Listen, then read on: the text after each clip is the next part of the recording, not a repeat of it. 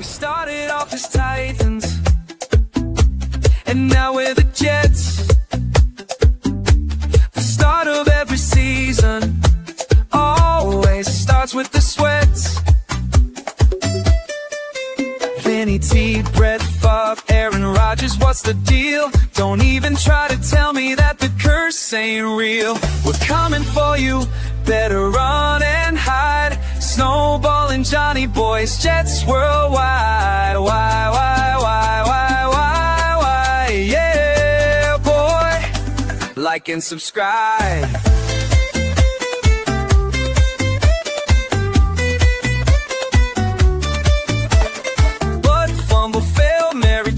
Fitzpatrick, the end of every season is always tragic.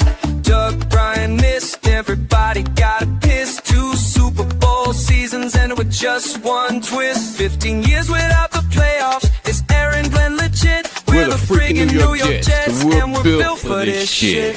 We're coming for you, better run and hide. Snowball and Johnny boys, Jets worldwide.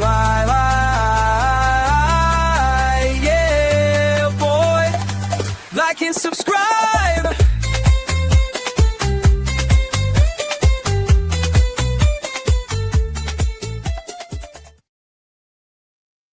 That's why you can't have current players in the videos, you know? Just like you think they're current, then they're gone. 100%, man. I think it's time for you and I to just take over the entire video and let it just be you and I dancing around the world, and the worldwide world. Yeah, we can do that with AI now, right? We can just make it like we're in Bangladesh, we're in, the middle of, wherever, square, and Russia and China and England and Japan and everywhere. We'll do it. I would love to. I mean, I would love to be at the Louvre, right? Be dancing over there. But honestly, man, I would love to be in Ireland at a pub, just drinking a couple of Guinnesses and just having a good old time, man. So we'll get there. I feel like we'll get there soon. Soon, yeah, we'll be international. Hey, man, it's the goal. Happy Friday! It is Friday. Jets worldwide. We are live. Today is another banger of a show. We cannot wait to showcase our special guest, but I feel like before we get there, I think we need to discuss a little bit about something, Snowball, because there was just a lot of crap that is coming out of the New York Jets. But what I mean by crap, I mean good stuff. So, that's pardon my my mouth, my language. I just, haven't got enough sleep, maybe. I don't know. But dude, my understanding, week 1, Jets worldwide is going to paint Nashville green. Is this real? Listen, everyone who's watching, Johnny is an influencer. He truly is an influencer because he influenced me. He said, I'm going to go to Tennessee. Come with us. He's like, my wife's coming. You can come. You can bring your wife with you. And I was like, it's the beginning of school. And I was like, I don't know. And then I got kind of excited about it. And I was like, oh, maybe. And then, check the points on the credit cards and stuff. And well, one thing led to another. And we're going to join together and we'll be in Tennessee. So my first road game, I'm always at, MetLife or Giant Stadium or Shea or, just the Jets. But this is my first trip out of New York to watch the Jets. So very exciting. Oh, 100%. I cannot wait. This is definitely going to be exciting. I mean, there's so many people going, just so many Jet fans that are going to be going as well. I mean, we were talking with Mikey. Mikey was like, hell yeah, I'm going to be there. The first game of the season, I got to be there and get the crowd ready to give that amazing JETS Jets chant. And I can't wait, dude. We're going. Jake's going. Our guy Lou B, Nick Shine, dude. I could name Thunderlips is going. Who else? Big fella, ISU. Their significant others. Leany, yeah, you're right. It's just so many. Nate, is coming through, I believe. Right? Look, I cannot wait. You know, Pancho Verde will be in full gear. I heard though there is going to be another guy that will be making his debut in Nashville Yeah. rocking the green and white. Now, Right? this is a little bit of a teaser. I can't say anything, but do Mm. you know anything about that at all? I heard possibly. We'll Hmm. see what happens. A new Jets character. Hmm. I heard he's a New, gentleman a new Jets super fan. Maybe the birth will happen there in Nashville. in I gotta get Nashville. some Nashville barbecue, man. I'm Dude, looking oh, forward to some barbecue. I'm looking to go into a bar and listen to some karaoke and drink some drinks and definitely enjoy some downtown Nashville. It's I gonna be a have to fun. ask. I have to ask. What is Yeah. your go-to karaoke song? What's the go-to karaoke song? Hmm. I don't know if I have a go-to. I'll sing anything, whatever the crowd's into. I'll sing. You kind of watch who's singing before you. You see what gets them pumped up, and then you kind of like follow that a little bit. Maybe I don't know. You have a go-to karaoke song? Oh, I definitely do. I mean, Yeah. it's very simple. My wife, there's video evidence of me just getting down to some Usher, and I'm talking about some USHERRAYMOND.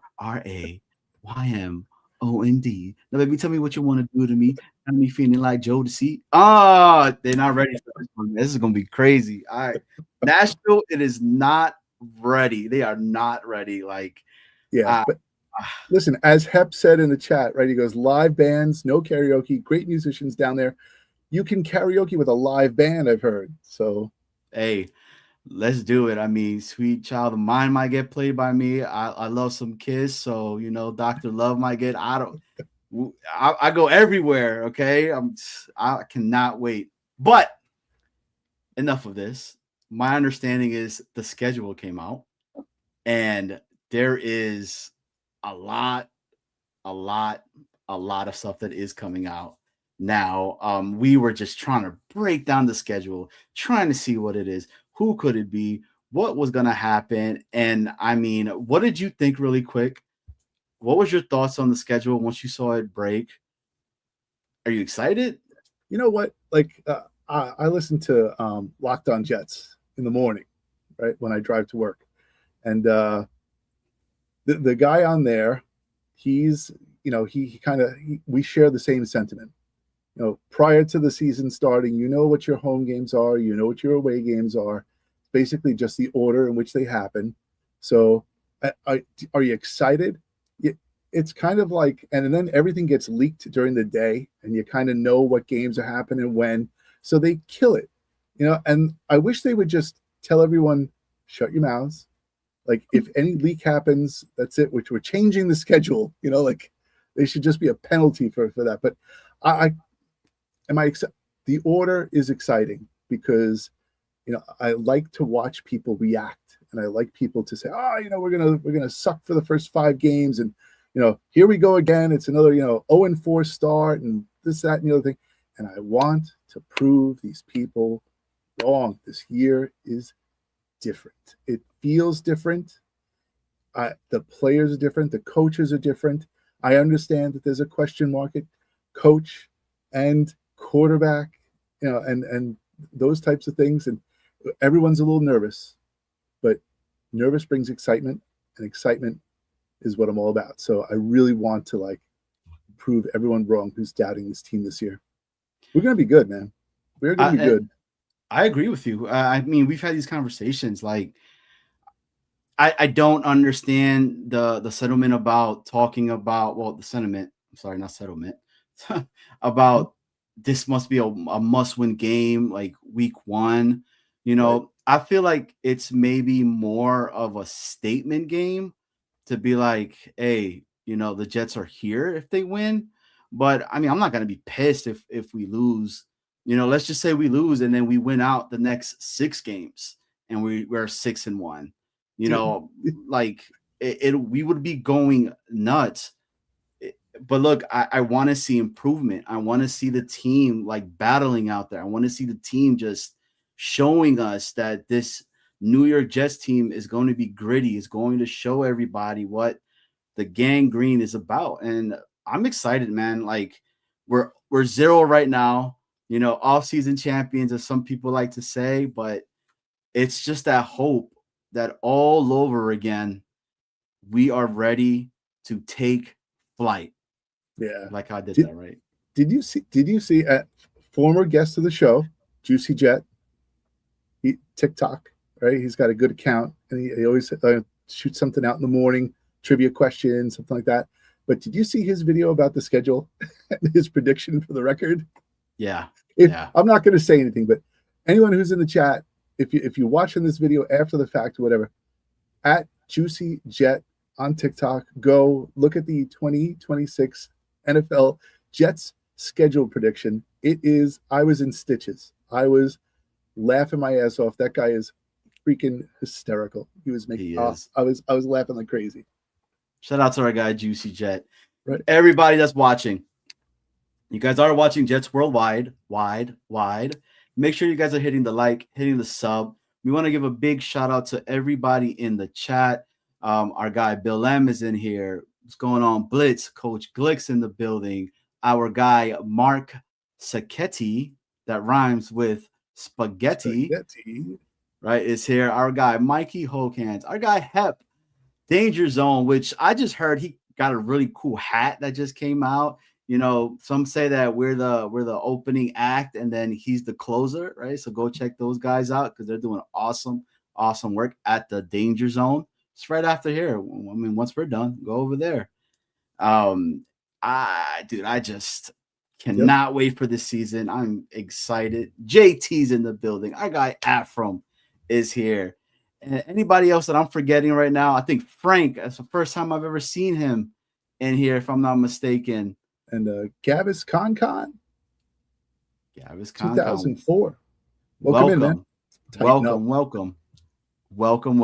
But tonight, we are bringing you somebody that is across the pond, across the water. There's a difference, some people say, between football and football, but he loves both, okay? So I had the pleasure of meeting this individual. I had the pleasure of being able to have this badass Jets chant that got us in front of millions of people, that our phones were going off. Dude, we saw you guys. Dude, this guy was relentless inside that pit. He was chanting all the time. And the next day when I saw him again, I was like, dude, is your voice okay? He's like, I'm good. They're giving me some like halls. All right. They're giving me some stuff to help me out. I mean, he went up on the podium. This man went out there, represented us, the Jets fan base. And I think it was Darnell Jackson, if I'm not mistaken, was the pick that he announced. It was so cool. It is 1:00 out in the UK. Okay. This is how dedicated this man is. He is somebody that was international fan of. It is very difficult, okay, first off, to get this. And I don't know how else to bring him on. I'm going to say this. I think we got to let's show the video. I say we show the video, right? Like, I think we should bring the video. I think it'll definitely make him feel better. Right. Let's do it. This is his intro. So welcome to Jets Worldwide, Anth Cook. I came to the US in 1999, not really knowing anything outside of maybe a little bit of baseball and basketball.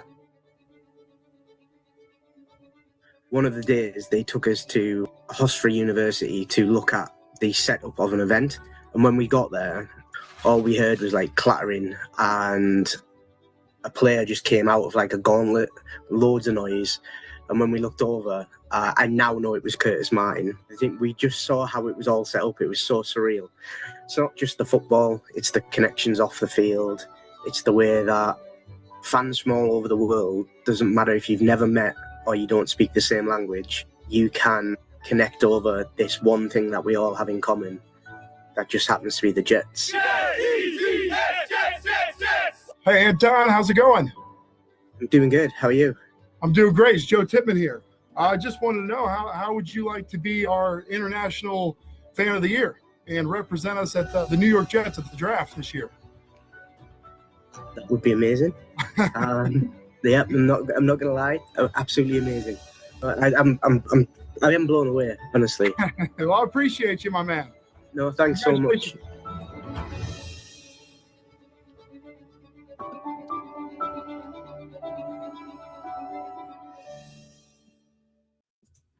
How crazy is that, man? How crazy. It is amazing. Okay, guys, I'm gonna bring him on. Some people call him Ant. Some people call him Anton. And Some people call him Anth. Hey, I just call him a die-hard Jet fan. Making his Jets worldwide debut, our guy, the International Fan of the Year, our guy Ant. Welcome, sir.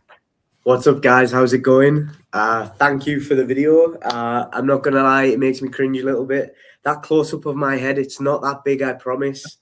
The Jets did me dirty. They zoomed in on it. Don't look at it on Instagram. It's terrible. Nobody needs to see my face up that close. But it's good to be here. Love the video intro. I was dancing, I'm not gonna lie. And I need to see this Jets Worldwide karaoke special. Like this first game of the season is going to be a special one. I mean, I'm booked up to come this year a few times. I couldn't make Tennessee work, but like genuinely hearing like the hype, I'm like, can I make it work? Can I adjust some flights? I'll see what I can do. But at the minute, I'm gonna have to stick with the home opener as my first game, I think. But yeah, I'm psyched to be on, guys. I'm ready to talk football, life, anything green. So yeah, it's cool to be here. so And you mentioned. Oh, go ahead. No, that's you. All right. So I wanted to start from the beginning, right? I was looking to do the pardon the pun, but the anthology, okay, of the situation. So and that just came to me. I didn't plan that one. All right. So anyway, it started at Hofstra, and what's interesting to me is I'm a Hofstra graduate. So I wanted to know what brought you to Hofstra. Yeah, so like I have a very kind of like New Yorker fan experience of how I found the team. Like I said, in 1999 at high school, I was really fortunate that like our head of year, who's like one of our senior teachers, we get to go out and experience work and do some like you learn how to be in an industry. Most schools in the UK go to like a supermarket or they go and work with their dad for a week. And my head of year, she was retiring when we left, and she went, I'm going to do something special.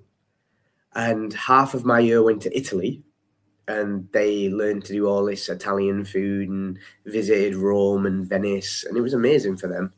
And some of us were lucky enough to do Washington, Philadelphia, and New York. And it was like across July, so it was nice weather. And we were doing hospitality and leisure studies, so it wasn't just Hofstra University that I went to. I mean, I got to tour the garden. I got to take shots on the court. I tried on Patrick Ewing's shoes. I mean, this trip was something special. And the day that we went to Hofstra, they didn't explain to us what we were doing. When we were in New York, there was a parade on. So we actually did a day working with the FBI on how to do, safety checks and what they do. So coming to New York and they're going to us, oh yeah, we're going to go to this university and we're going to set up a sports event. We just thought it was going to be more of the same. And it's one of those where the memory, it's so long ago and so much has happened. All I really remember is walking across some grass and hearing the noise. I mean, it's the noise now that we all know. We know what helmet on helmet sounds like. And when it clattered through, all I saw genuinely is the number 28 kind of come out of this crowd, and I was like, I kind of knew it was American football, but I didn't know anything about the sport. So then we were staying at the Westin in Midtown, which is obviously big for the NBA draft and big for the NFL draft at that time. That's the hotel that the leagues used. So when we went back and we were talking about where we'd been at that day with the guys in the hotel, and the guy told me about the Jets and that I'd been to a practice, and that was my link to it. So I'm the type of person that when I find something that I like, I kind of go all in. I can't just kind of like go back to it and watch a little bit. But at that time, we had like so limited resources to watch, and we didn't have what we have now where I can watch every game and I can watch every recap. And we've got great pods like this where we can listen to everybody and get views on it. So yeah, it was like there was a lot of Googling and a lot of pages read. And even now, I do like to go back and just look at the box score because that's how I started. I look at it and go, oh yeah, like I can look at it and go, oh yeah, Zach Wilson got 285 yards. He had a good game. And then we still got battered. So yeah, that's kind of like how it came about. But that's kind of like you say, the anthology starts there. That was how I got into it. But that's so hard being in the UK when I was the only one of my friendship group who came to the US, like of my good friends. So I'm talking to them all about American football, and all of my mates are big soccer fans. And at the time, I was into soccer a lot more than what I am now. But you have nobody to talk to about it. Yeah. And it gets really freaking lonely. And that was one of the things, like, as social media started developing and the game became more prolific in the UK and we started getting London games, like 2015, my sister actually bought me tickets to go and see Jets versus Dolphins in London as a birthday present. She got me two tickets. She got me like Mez level. She paid top dollar. I'm like, phew, I must have been a good brother that year. And I took one of my good friends that I work with, and we went down. We kind of we were outside of the inner circle type thing, but we were trying to take it all in. Great game, I'm not gonna lie. We beat them 27-14. It was 27-7 at the half, I think it was. Mm-hmm. I saw Darrell Revis's last pick for the Jets, I think it was. I saw Chris Ivory's have like the game of his life when he had 166 yards and the touchdown. Like Brandon Marshall went off for like 120. It was a great game. And the friend that came with me, this was his first experience. And he came out of it and he went, I really enjoyed that. And he went to me, but neither team spoke to me. And I'm like, dude, I don't care who you support. If we're going to do football, you pick a team. My mate is like, he's about 6'6", 6'7". He's skinny, bald head and a big ginger beard. He went, at the time, it was like, I think I'm going to pick the Redskins. He went, it just feels like it's me. And I'm like, all right, dude, you can go with that. He's still a diehard Commanders fan now. And that's kind of like when I realized that when you show people your passion and you can involve them in it, that's where the game grows. That's where your circle grows. And then from there, I had friends on the internet that I always chat to about the Jets because we kind of crossed paths on X or, well, Twitter at the time, and then Facebook. And we joined a group that at the time was called New York Jets UK and Ireland. It didn't really have anything going on in it. I think there was about 20 members and nobody posted anything. And me and Fraser, who actually won International Fan of the Year 2 years ago, he was the first one. We started having a chat on Messenger, and it was like, we should reach out to these guys because we get this. We know what we can do. And that's kind of the first step in what became Gangrene UK. Amazing. It gets a little bit more technical as we get in, but now we've got well over 1,000 members. Wow. It's a community of people from all over the world. We've helped grow fan clubs in Sweden, Germany. We've got some guys in France, and it's just ever growing. And it's just an inclusive place where if you ever feel lonely watching football, we don't even care what team you support. Come and join us. We'll make you feel welcome, because that's what we feel when we come over to see you guys. And like, Johnny, you saw it at the draft. Like that was a festival of love. That wasn't football. That was just family. And that's what we tried to create. And yeah, this award isn't, I don't think it's a solo thing. I think this is kind of acknowledgement for everything that every fan within that group brings to the table. Because I'll be honest with you, there are a million fans that deserve this more than me, in my opinion, which a lot of people say that's why I got it, because I get it.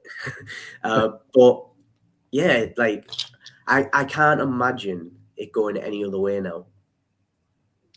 100%. And there's a lot of people here that are wanting to say hi to you. I think you might recognize some of them. So we got our guy Lou B that says, "Hi, Ant."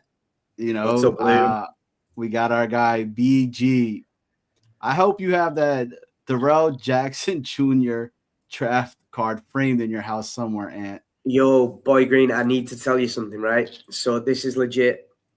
I felt so bad keeping that card, because all the early draft picks, they get a jersey or a helmet to say that they were drafted. And genuinely, that's the only proof on paper that happened to him. So after the draft, when I went to the facility, I actually give it to the player personnel team to give to Darrell Jackson. Wow. So I don't actually have the card that I read out. I give it to the player. Well, Ant, there's a lot more to this story, and I think you need to share it with everybody.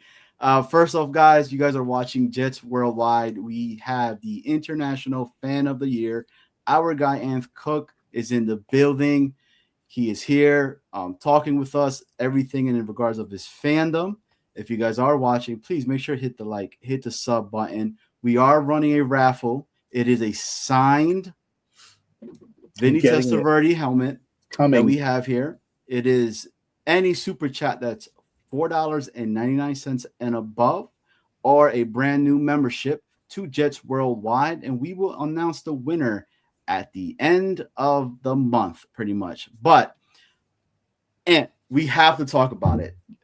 How did it feel getting up there, talking to him, and then the after part of it, where you found out that he didn't even pick up?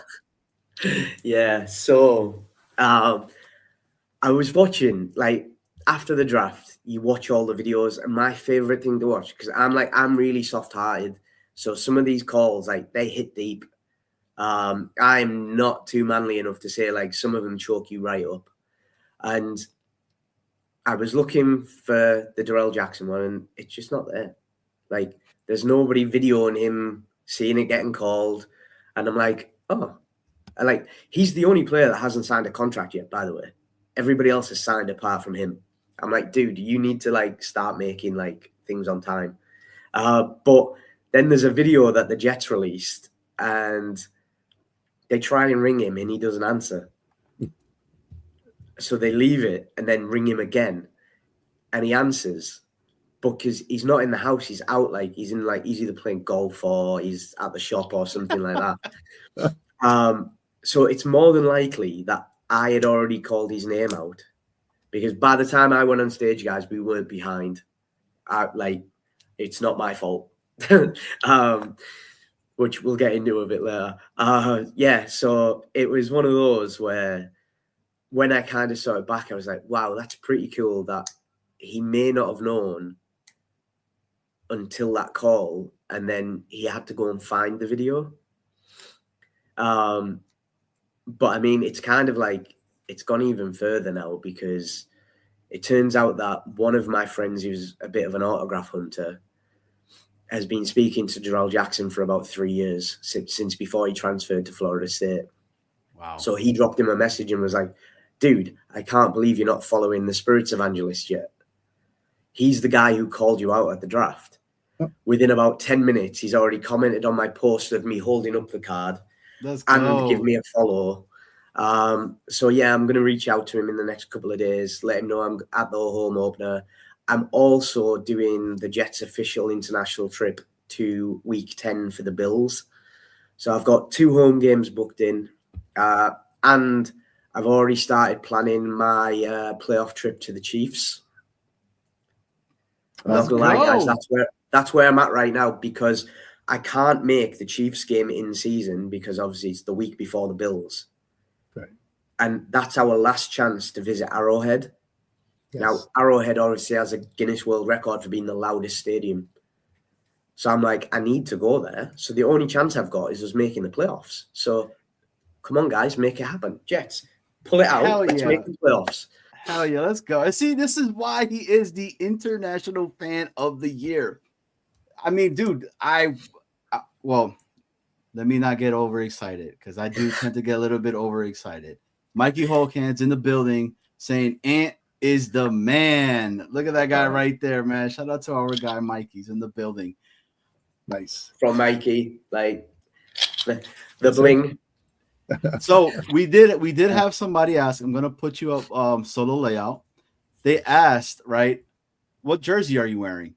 Whose jersey? So I've got on my International Fan of the Year 25 jersey. Obviously, I got it signed by Curtis Martin.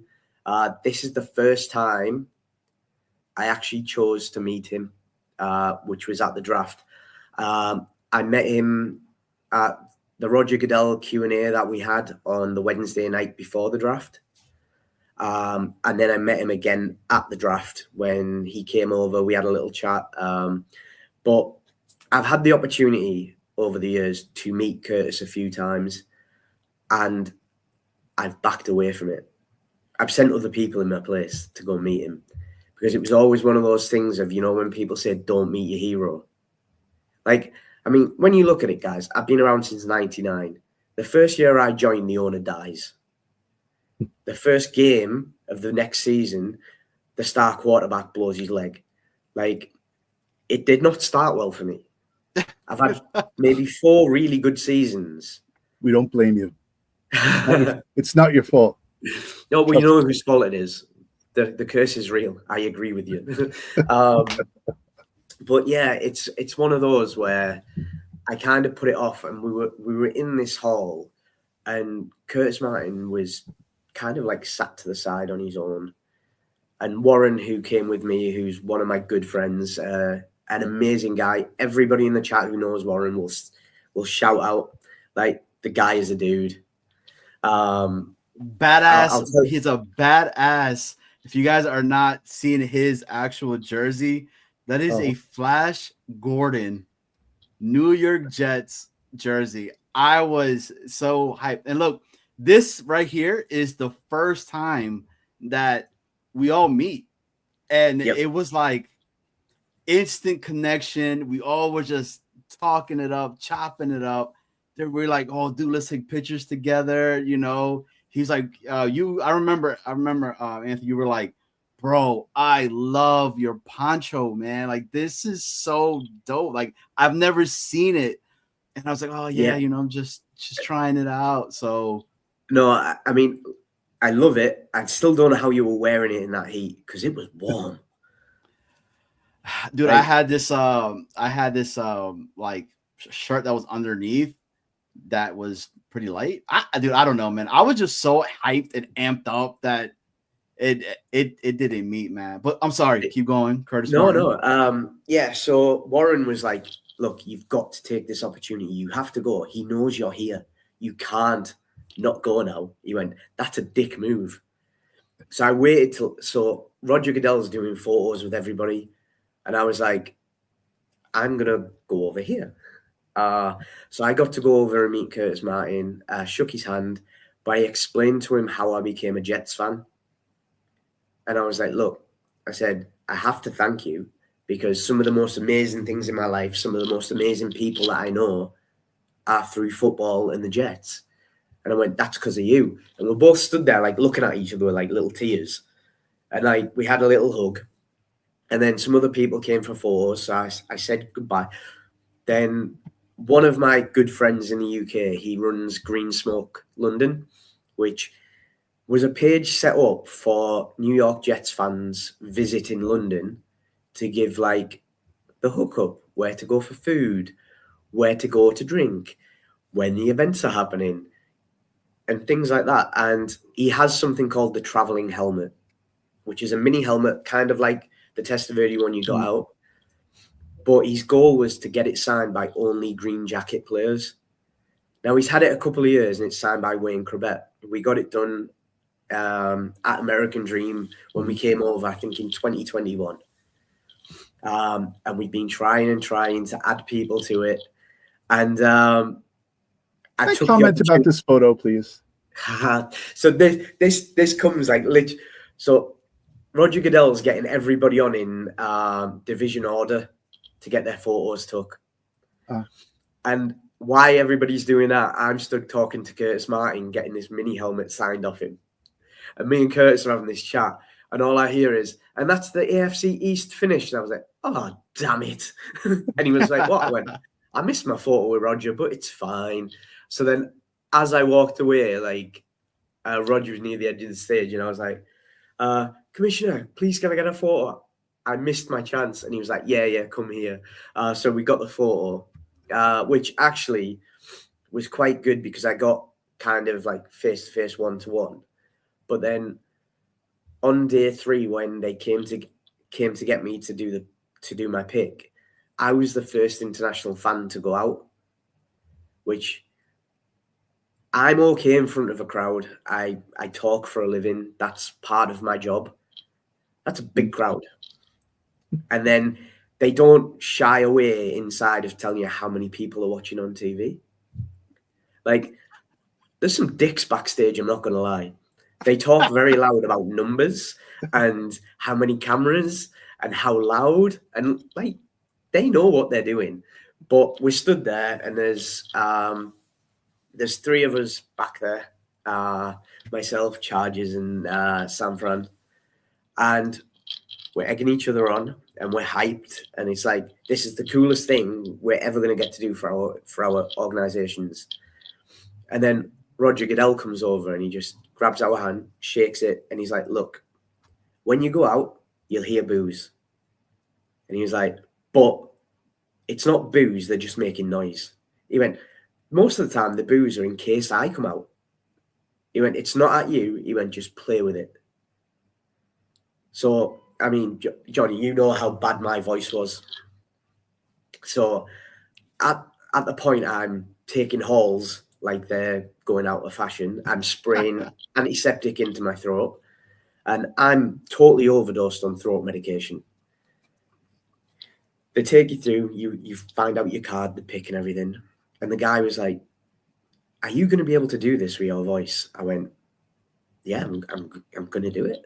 And he went, right, I'm going to give you a spray. He went, but you get a minute, and that's it. And I'm like, okay. So I'm stood there, and I'm at the edge of the stage. And there's a lady there, and she goes, right, when I tap you, walk. Do your bit, come back. Okay, I can do that. That's the instruction. I can follow that instruction. So she moves me, and then all of a sudden, a drop of water comes down, goes right down the back of my neck. And it was like electricity, because it went all the way down, and I could feel it dripping down like the back of my trousers. And I'm like, I almost set off walking, and the guy sprays me, and then she taps me on the back, and I just walk. Now, I thought I was walking out to an empty stage, and I get about 10 steps out, and I'm face to face across the stage with Cynthia Freeland and Colleen Wolfe. Oh, man. And I'm in full eye contact at this moment. And I'm about 3 steps out where everybody can see me. I can hear the noise going. But then I'm like, I need to turn in a minute. You can't keep looking at these ladies. So then, like, Colleen kind of like smiles and like does a wink as if to say, "You're there, move." So I just turned around and like my hands are going and I'm like, "I can't hear you," type thing. The minute I grab the microphone, I grab it so aggressively. I'm not that aggressive. And I grabbed it like I was going to rip it out the floor. And all I heard was the international fan group just jump up and shout. And like literally on that, I couldn't tell you what that crowd looked like. To this day, I was meant to take my meta glasses so I could take a video. Forgot them. Forgot my little camera. Wasn't allowed a phone. And like literally, even now, couldn't tell you.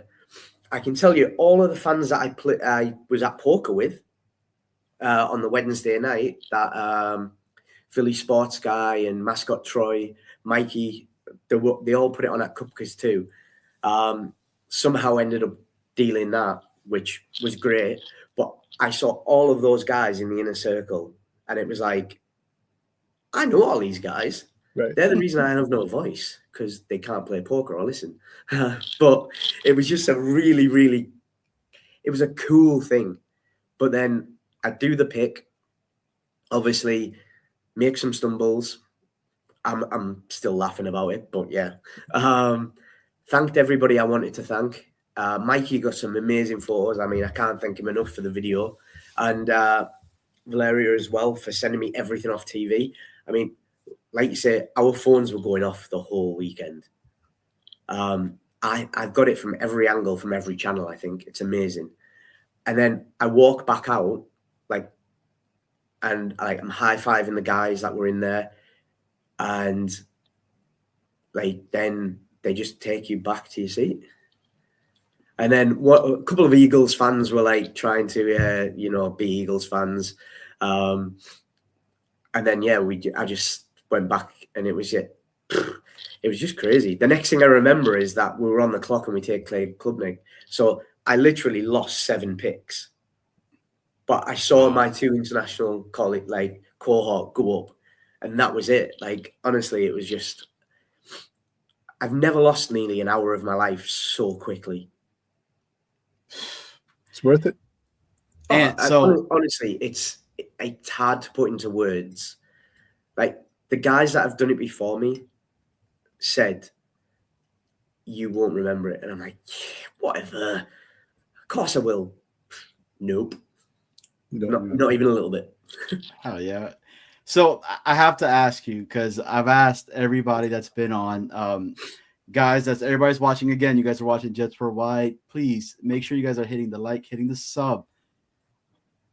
We got our guy, Anth, the International Fan of the Year, explaining to us all what was going up here during the whole entire experience at the draft. But I want to ask you this. This happens. Which moment when they're saying the New York Jets are on the clock and then they make the pick that you could say was probably the loudest that we got in the pit? Right. There was 2 for very different reasons. Obviously, night 1, we trade back into 30. We give up 33 and 179, and we pick Omar Cooper Jr. That was loud because we knew what we'd done. We took him off Buffalo. We took him from a divisional rival. Right. It was that funny. Some of the Buffalo fans stormed out of the inner circle. They were fuming. That one felt good. That felt like that was a win. Hell yeah. I think the one that we got most hyped about, I mean, I'm talking Boy Green, Lou B, we were all there. Mikey, saying it there, Cooper was the loudest pick, but the D'Angelo Pons pick, that to me, I think a lot of us had thought he was gone, because that part of the night, it was there was a lot happening. And then the pick comes in and everybody's face was just and it just got really loud. And then, yeah, like the Pons pick, I loved. I thought it was a great pick. He should have went so much earlier. Like he wasn't the 50th pick. He should have been a lot earlier. So yeah, those two picks I think were the loudest. I think Oh yeah. they were legit. So, and I'm gonna play the video, right? Walk us through, like, what were you thinking? What was your thoughts when this is happening? Because I mean, for me, I just remember, and I have to say, shout out to our guy Mikey Holkans. I mean, Mikey was the conductor. Like that dude was the captain of the boat for us. He was lining us up. He was like, "Hey, be here, do this, do that, and just do not stop So, chanting." I mean, you Mikey tell us to do Holkand's that. vocal cords need gold medals. Like 100%. that man's voice box is an Olympic athlete. I agree 100%. So we're right here.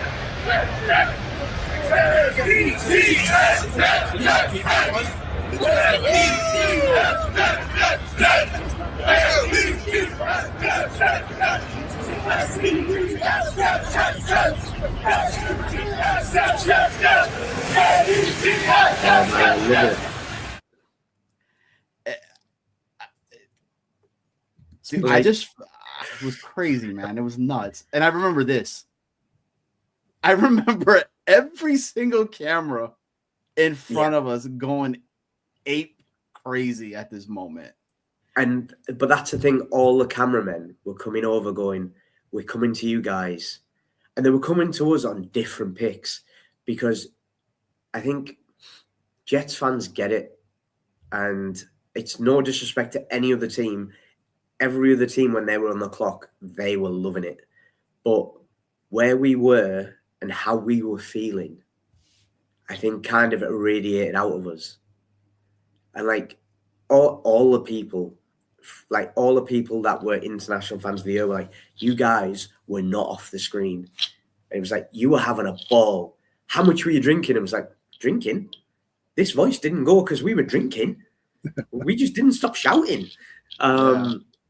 And yeah, I mean, I can't wait to see the NFL video for the draft next year with the content that they shot across 3 days of us.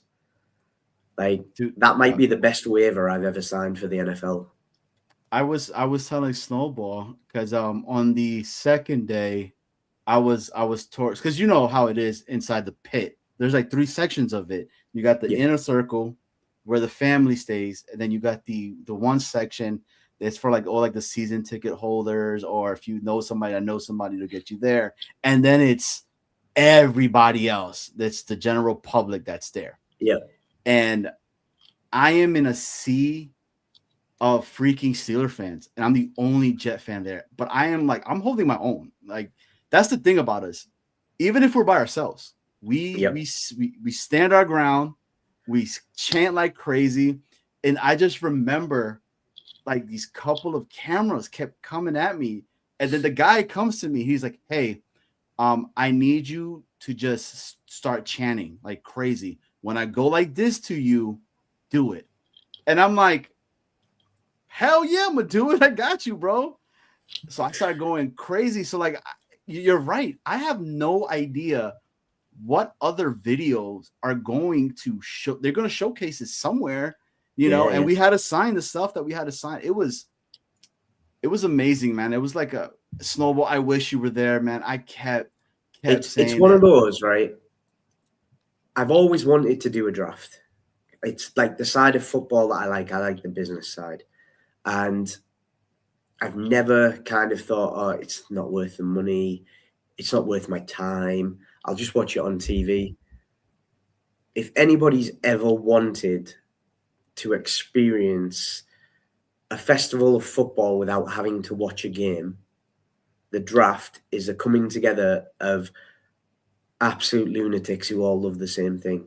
I mean, don't get me wrong, you will always find a dick somewhere. But there wasn't that many. And we're in Pennsylvania. I mean, they're known for, at least one side of it are known for it. Like the absolute uproar. I mean, I've had photos with every team. Now, there's one team in the NFL that I despise more than every other. It's not who you guys think. Hold on. And Before you say it, you got to go solo layout. Okay. This is an exclusive Jets Worldwide, wide, letting you know our guy Ant, okay, despises this team. And I'm going to put him at solo layout. Let him know. Yeah, I mean, it's probably not a secret by now, but it's the Colts. I cannot stand them.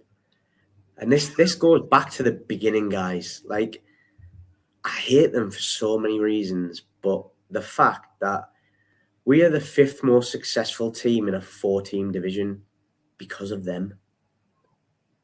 And I can always remember when the division split, it was like very, very much like at the beginning of my fandom. So I'm only seeing like statistics. I'm not seeing games. And they split off. And we have an all right season. I think we got like 9 wins or something like that.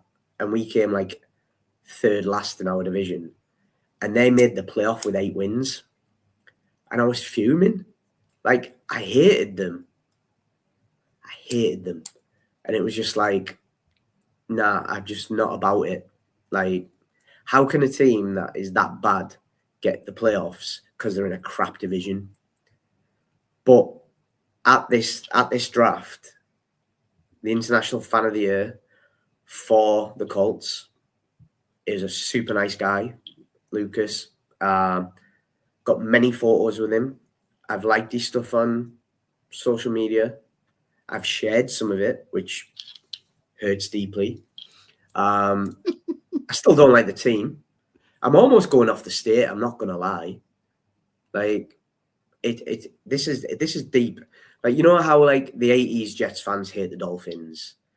I do. The 2000s Jets fans hate the Patriots, and the new Jets fans hate the Bills. Mine's the Colts, and I think it is. It's that team that upset you at the beginning. Yeah, that's the team. Well, now you have to root for their demise. This season. I mean, 100%. Yeah. So your hatred is justified this year more than any other year. Yeah, I mean, I was chatting with the Commanders Fan of the Year earlier, and he shared his schedule. And I mean, their schedule's tough. They're away to first 2 games with like the Cowboys and the Eagles. And so it's 2 divisional away games to start. And I'm like, I'll let you get 9 wins this year as long as Dallas get none. Like, we get the worst pick out of Dallas and Green Bay. We get the Colts first round pick. So if all 3 of those teams suck, we've got a great chance at 1 and 2. Yeah. I'll take that. 1 and 2. We can have a great season, get like a 20s pick. And we're still going to win. Doesn't matter. So, like, we've got so many ways to make this work that I just feel like all we have to do is be average. We haven't been average for 10 years. No. Not at all. But we're starting the season against the Tennessee biplanes, because they're not quite Jets. I think they've got about 13 players or coaches that used to be Jets. Yeah. So I'm not being funny. If our guys don't know how to beat them, what were we practicing for every week? I mean, it's kind of like the Spider-Man meme, right? Everyone's each other, right? It's the same thing. We're playing our bad selves. Really, don't get me wrong. There's some players on that team that I think are great players, and I wish them all the success after week 1. Yeah, week 1. Yeah, don't turn up. Like, don't put yourself through it. No. Like, I mean, I just can't wait to see all these Jets fans in cowboy hats. Like, if you're not all wearing glittery cowboy hats, like, I'm going to be so upset. Big shout out to our guy E Boogie with a $1.99 super chat. He says, JETS, Jets. Let's go. I would get loud, guys, right? But I think my hotel would kick me out. Hey, and I have to admit something, okay? And we have a pretty loud Jet fan that we could show him. So Jets Worldwide exclusive. I also hate the fucking Colts. I cannot stand the Colts. I've never liked the Colts. I cannot stand Manning. Okay, anybody that knows me, I cannot stand the Manning family. All right, Eli, I give him a pass because the rest of my family, like my uncles, my mom, they're all Giant fans and they love Eli Manning, right? But other than that, dude, I don't want no Archie Manning.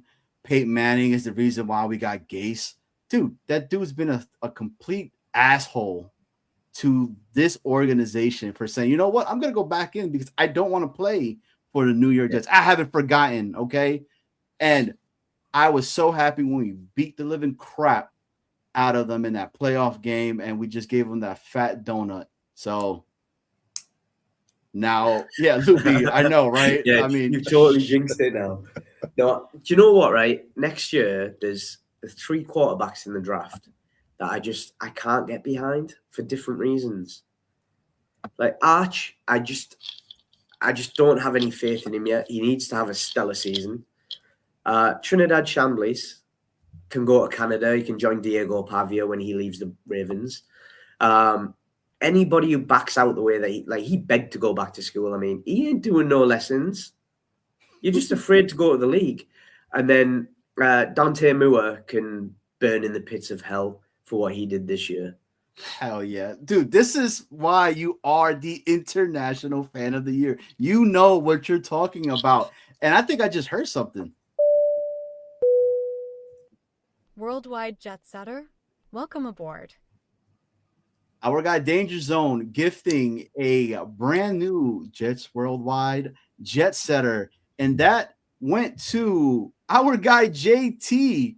JT, welcome. You are a Jets Worldwide jet setter. Welcome, welcome, welcome. Brand new member of Jets Worldwide. And I'm going to have to ask you a little bit of some other questions, right? So Shoot.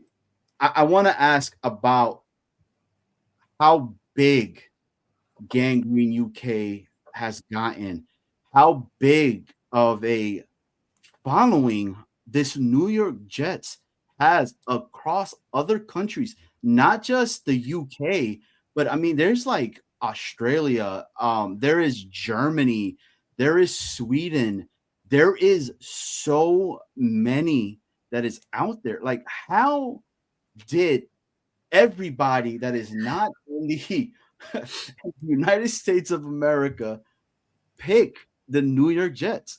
I mean, honestly, I've heard every story. Like, I've heard, like, we have one guy who his football team play in green and he hates a team that plays in blue. So he chose the green team in New York because it's his favorite city. We've got people who they started watching the 80s and liked the way that they played.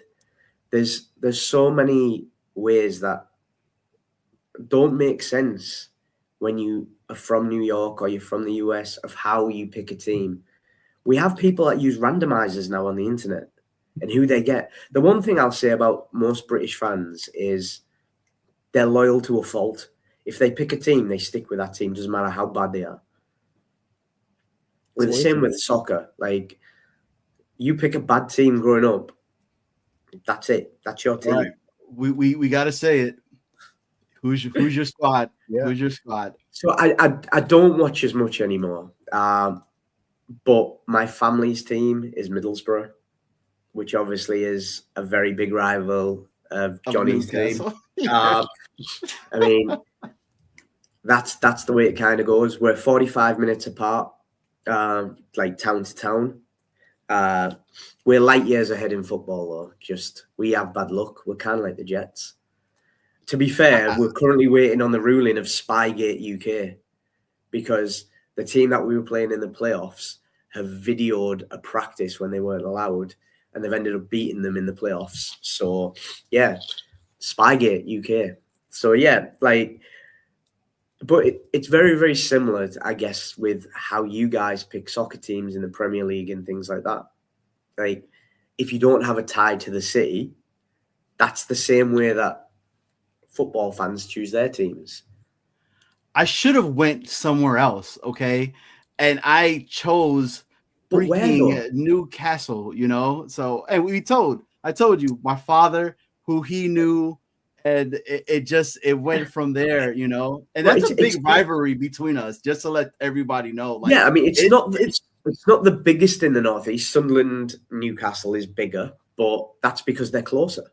correct. I mean, Sunderland, Newcastle would be the equivalent of one Jets drive and New York Red Bulls training facilities. They're that far, they're that close together. Like, it takes 15 minutes without traffic to get there. Oof. So it's close, and those guys Worldwide get Jet Setter, brutal. welcome aboard.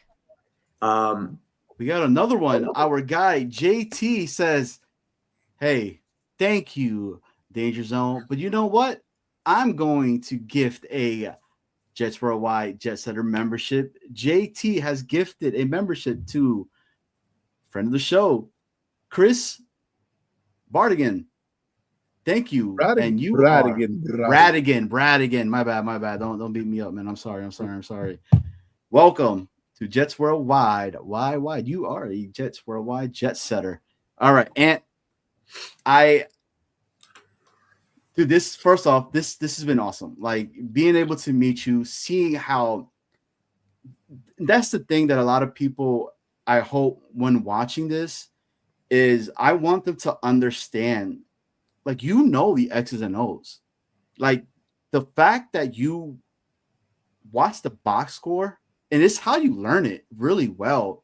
And then you also love the business side of it too, which is the reason why you say the draft is your favorite part of it, because, you know, trying to figure everything out, et cetera, et cetera. I want to ask you this. What advice would you give to someone in another country that's just getting into the Jets or the NFL fandom? I mean, I need to know that, what is it being a life as an international fan and the borders that impact it as well? Yeah, I mean, I think one of the guys said it really quite well. Like, the badge is nice for us, but it's equally, it feels like a lot of responsibility. Now, most people, especially a lot of the guys that are listening that I have met multiple times, I'm a very positive person. Like, I don't mind if the Jets get beat.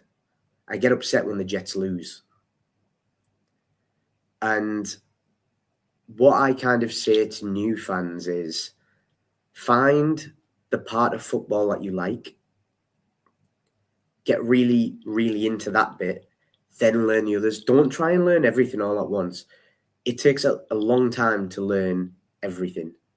I mean, there's still coverages now that, like, you see them, especially now with how complicated they're getting.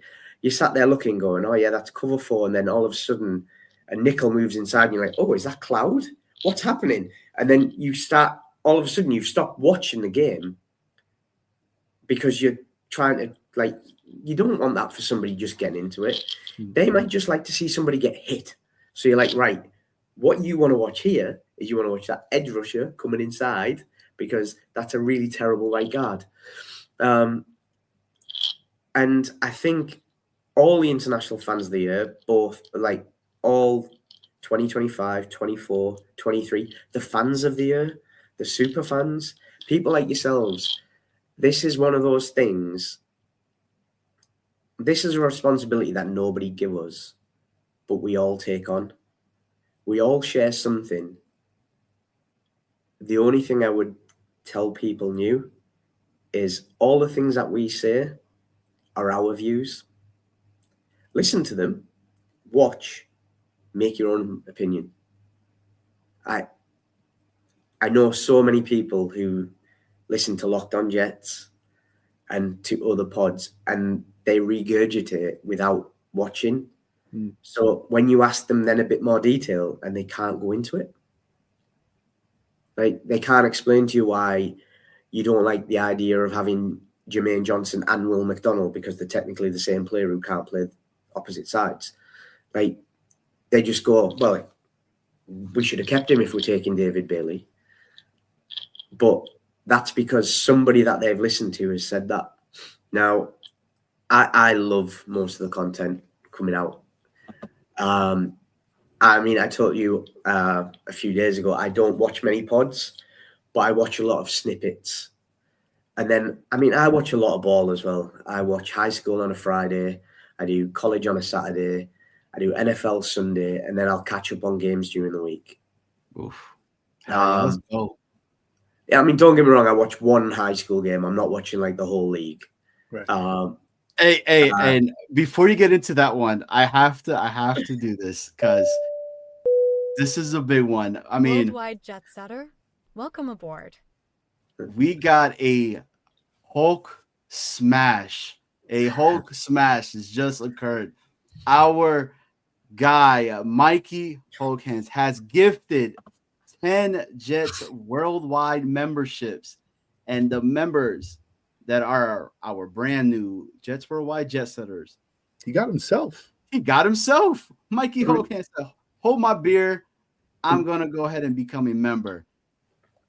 Current season, the PK Jet fan, Ed Vargas, our guy, King Lowski, Lee Van, Franklin Fung, Jimmy Jets, D. Murphy, and New York Jets for life.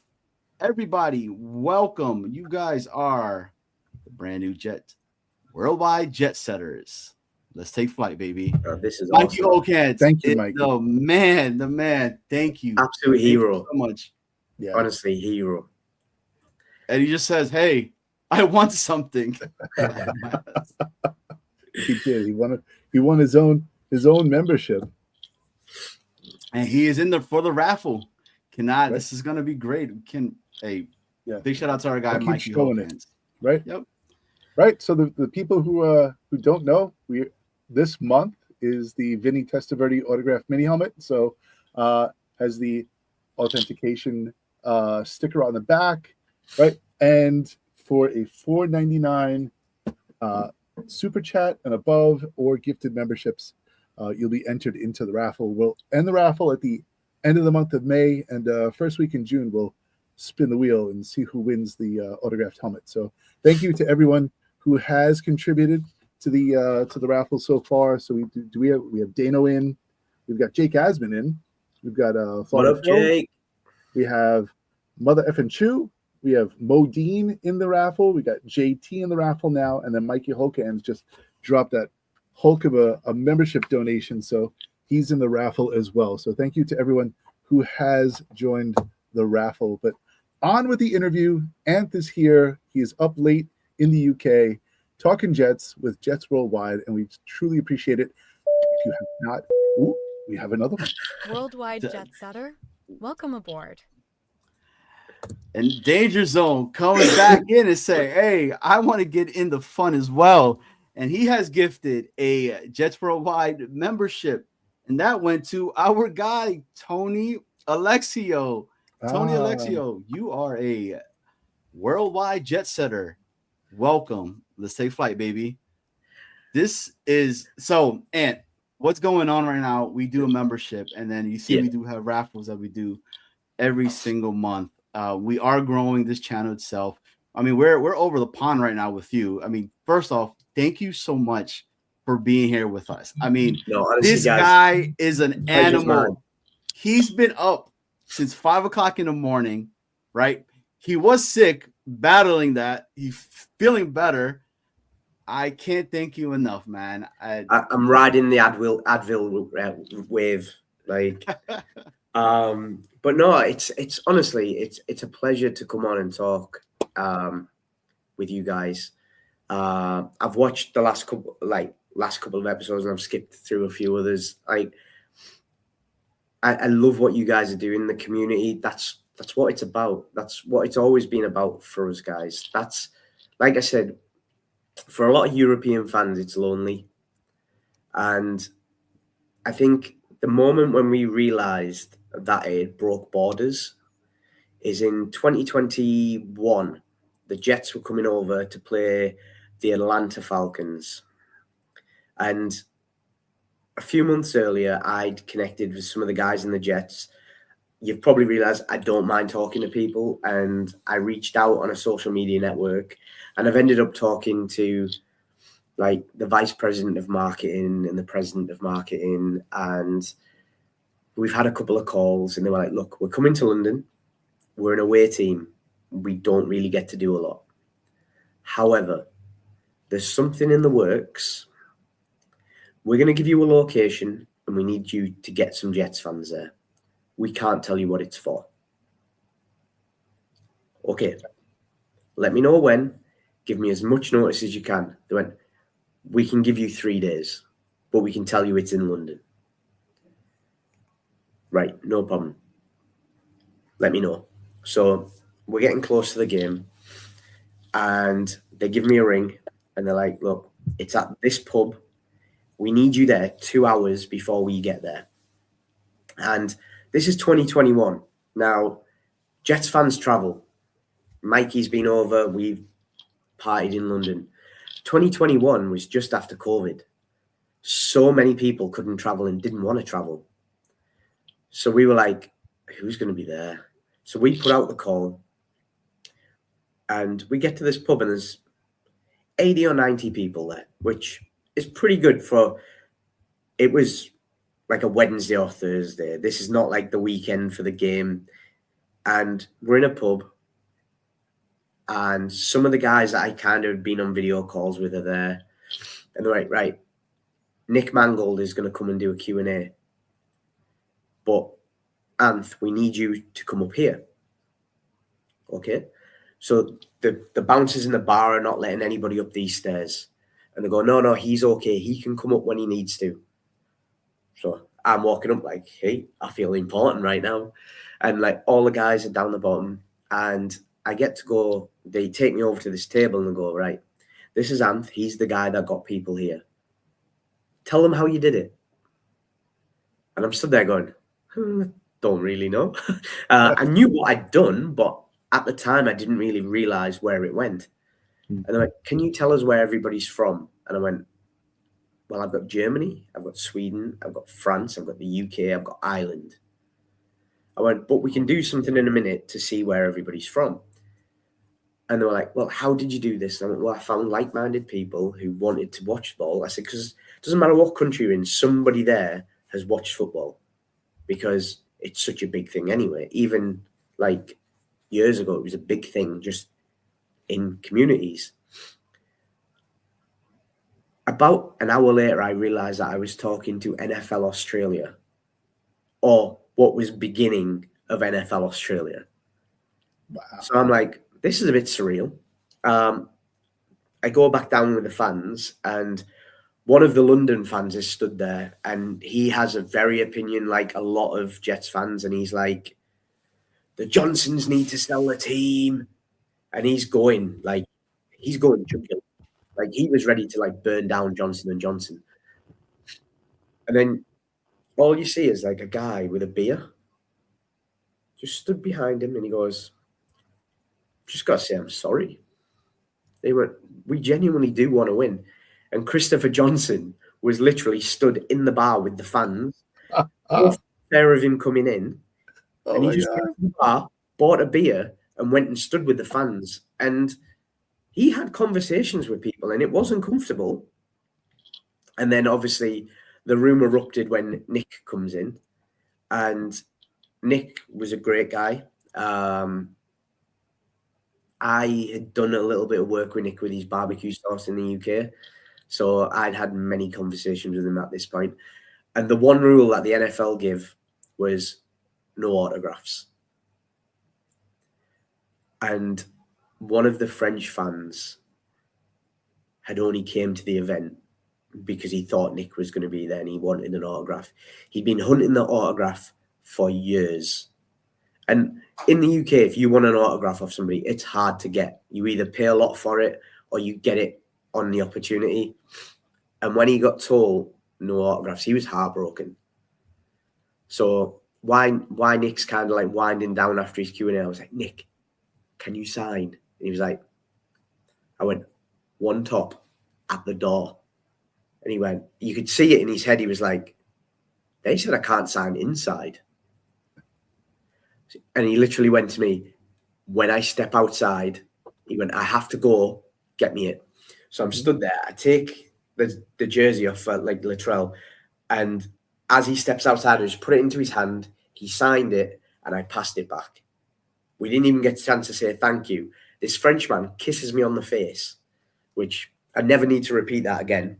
But they have an amazing podcast in France. It's the #1 sports podcast, or it was like a year ago, and it's called Same Old Jets, but in French, and I can't say it. I'd destroy it. But great podcast, great bunch of guys.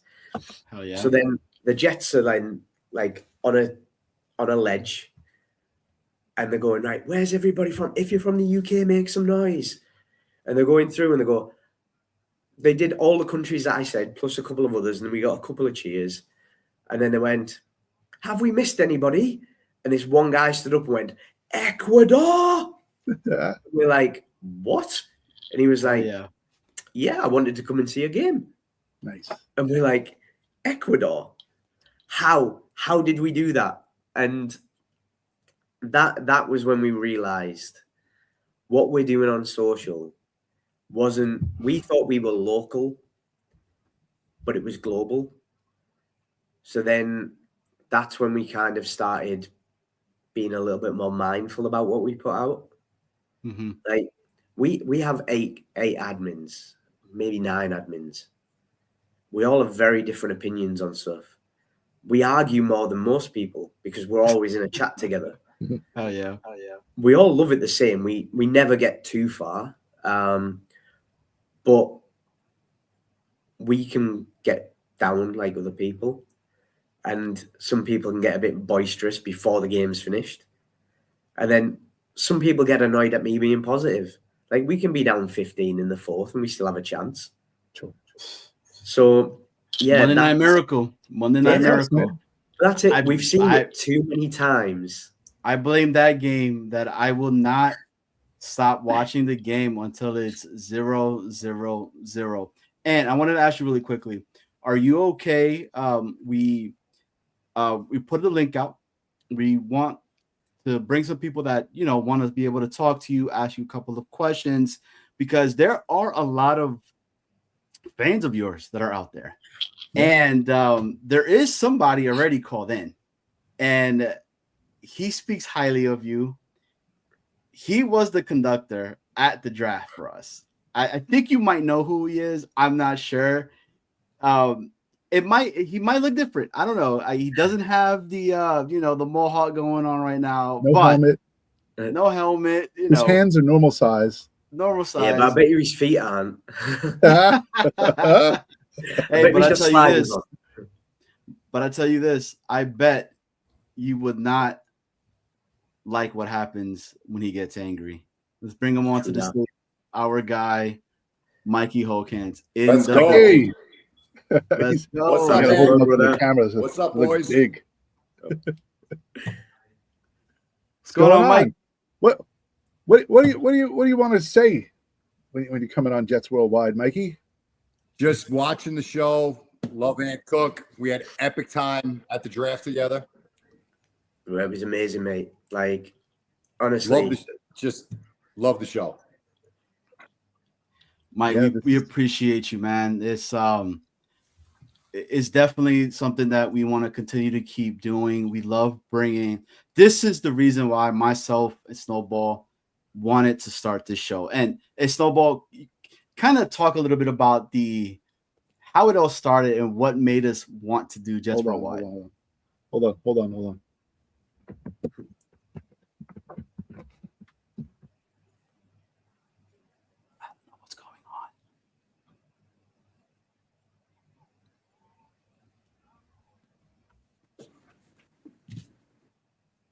Testing.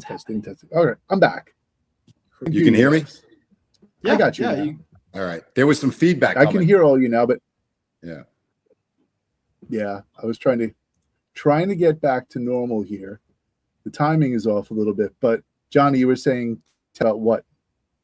Yeah, how it started. What made us want to say, you know what, we want to do Jets Worldwide. We want to have a platform that we're able to bring all the fans from everywhere. We want to continue to keep building the New York Jets and get it everywhere. And I feel like we're kind of doing that, So just to let Ant know a little bit about how it started. Let Mikey know how it started with us, because I mean, take it away, Yeah, my good sir. we would call in. We would call into to different shows, and we talk on air and stuff. And we had a group, like a Discord group that was going on. So we we loved the Jets, and I said I said one day, I said, let's start a channel. And I said, I want you to be my co-host, and like that was it. That was the beginning. We didn't have like a name yet. We were just kind of like figuring it out, like what we were going to be. We were going to be like the Jet Stream. We were going to be like the Jets with this or that. And then we decided on Jets Worldwide, and then we started to talk about what we wanted the show to be about. It was about man caves. It was about tailgates. It was about traditions that people have before a game, things that you eat at the tailgate, and we eventually wanted to get people who were not in the United States to join the show. So, a year and a half that we've been doing this, and it's just starting to like climb, and it's a dream of ours that we've had for this channel, and now it's starting to come true. They say it doesn't happen right away. It takes a while to build, and that's what we've been doing. We've been building. So just like the Jets, we've been climbing for a while, and this might be our year. This might be the beginning of something really special. Having Mikey on last week to and thank you, Mikey, for that donation of memberships to the channel. That's really going to help us grow. Having Mikey on, being an icon in the Jets community, who really is like a man who rallies the troops when we need to rally, and now expanding into the UK with Anth and having him join the show. This is really what it's all about. This is what Jets Worldwide was supposed to be, and this is what it's becoming, and this is what it will continue to be from now until the unforeseeable future. But I think that's why it's growing, because of why you want to do it. Like Mikey said it, like I think you asked him, Johnny, why he wears the Hulk hands. Like so many people like always say, like Mikey knows, if there's a costume, I'll put it on. Does not bother me. Like I'm not putting the costume on for me. It's I mean, you witnessed it. When a kid sees somebody so into it, or even an adult, like you walk anywhere with somebody who puts their passion out there, you get a photo. They come over and they thank you for it. And when people do it for other people to make their experience more, that's when the good things happen. And like Mikey does it, like Mikey's selfless in it. Like I've seen that man walk miles in that car park. It does not go fast when you're getting photos every 15 minutes. Well, 15 steps, I should say. But all of the people that get those photos, that get interaction, they feel so much better. And I mean, it's the same with like Luby, Boy Green. I've seen these guys on Twitter for years. And then all of a sudden I'm sat with them at the draft, and it's like I can put faces to their names now. Like we've connected, like we chat now. Like we can talk, and it's not like, oh yeah, this is a guy on the internet. We know these people because of connections that we made, because of what we do in building a community. And as long as it's always about building and making something cool for people, it'll keep growing. Yeah. And it's the people, right? You said it's the people, because we know as well as anybody else over the past 10, 15 years, the team has not been what it should be. But the community continues to grow because of people like you, like Mikey, like everyone who's a super fan, all the people who have just passion in their hearts about the team. They don't need to be big names. They can just be a neighbor next door and just be passionate. I'll be honest, right? It's not even just super fans. It's just fans. Yeah. Like in 2022 was the first year I went to MetLife. Like I've not been going to MetLife for a long time, but 2022, I was so lucky. the Jets went above and beyond for me. I was pre-game field access. I danced in the end zone. I did all sorts of amazing stuff. And that was like the Jets brought me in, but then I had a less than ideal tailgate situation. The tailgate that I went to didn't have anything that I could drink because I don't drink beer. They also had a breakdown, so they had no food. And I didn't really know anybody properly yet. I knew some people from 2021 in London, but then the year later, we come back over and it was the Chargers game. And I met up with the guys at Gotham, met Mikey there. We had a chat in 2022 how Mikey was going to get in the fan Hall of Fame.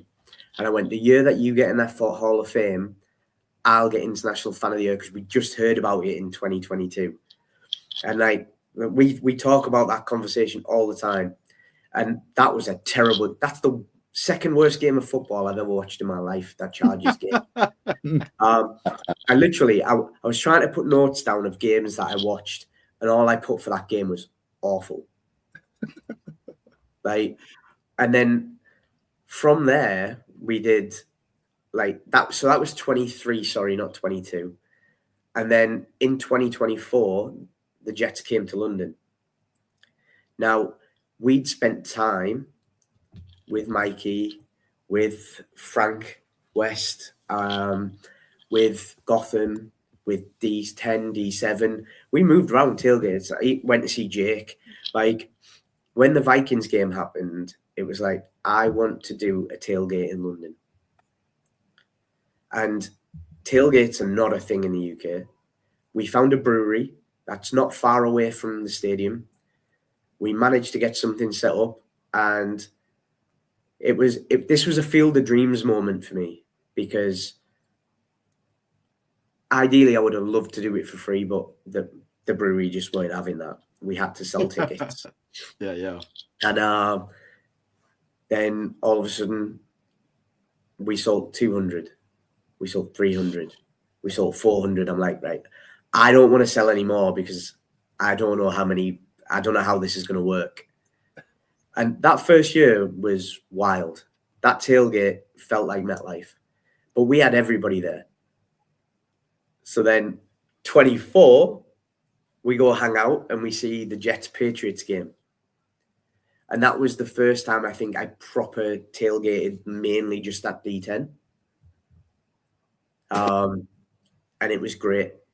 More inspiration. Like, we were meeting people you see on TV. And now, by this point, we're all friends.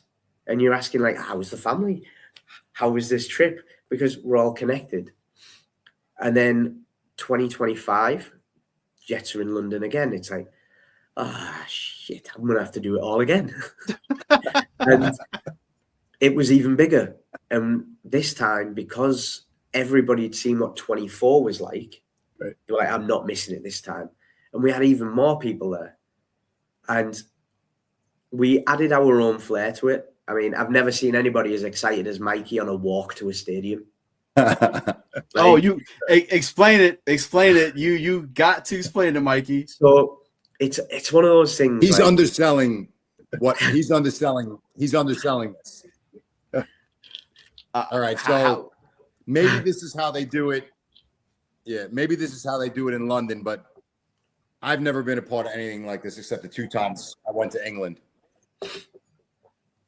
Anth breaks out these green smoke bombs that are blowing green smoke, and everyone in the front has one, and it's just a cloud of smoke all the way down, and it's probably a half mile, 2 mile walk to the stadium. And by the time we're all lined up, because we have to walk down the sidewalk 3, 4, 5 across, we're chanting soccer chants, but with Garrett Wilson's name. And it's just so cool. Like, you know, Warren's leading the chant. It's crazy and everyone just starts going. And I turn around, I cannot see the end of the line. And by the time we get to the stadium, it's got to be a quarter mile long of people. and everyone's chanting, and we're making so much noise that the cameras that are filming everything there start to come down the stairs and start filming us from all directions. And, you know, Ant's dressed in his crown, and Frank, and, you know, Big Mark, and so many people are there that are just, you know, every Jets fan is an epic Jet fan. But it was, we're singing, my fiance's next to me, and she's getting into it. She's like, this is the coolest thing we've ever done. And I'm like, this is amazing, because we're marching through a town on the way to a stadium from a brewery. And the people that are like living there are like, what the hell is going on here? Like, what is this? Because it's just a sea of green. And we get to the stadium, and we just all go to our seats. And it's amazing, though, because if Ant wants to sing one of the chants, I'll be honest with you, right? It's one of those, the only one I can remember from there's last year. only one Garrett Wilson. Yeah, and it just, One Garrett Wilson. they're not very Walking worthy. along, singing a song, walking in the Wilson Wonderland. Hey, hey, hey! And it was Let's just go. and Let's It's go. on repeat players. and on repeat and on And repeat. the English guys are in the front leading the chant, and it was awesome. It was like awesome. I wish that we would walk into the stadium every week from D10 like that, but we don't have the soccer chants. But it blended so well, and it was going over and over and over again, and it didn't stop. So before you get in there, your voice is already, I mean, mine's pretty used to a lot of stuff, but that England, pretty much the next day, I was cough dropping away. Yeah, Like crazy.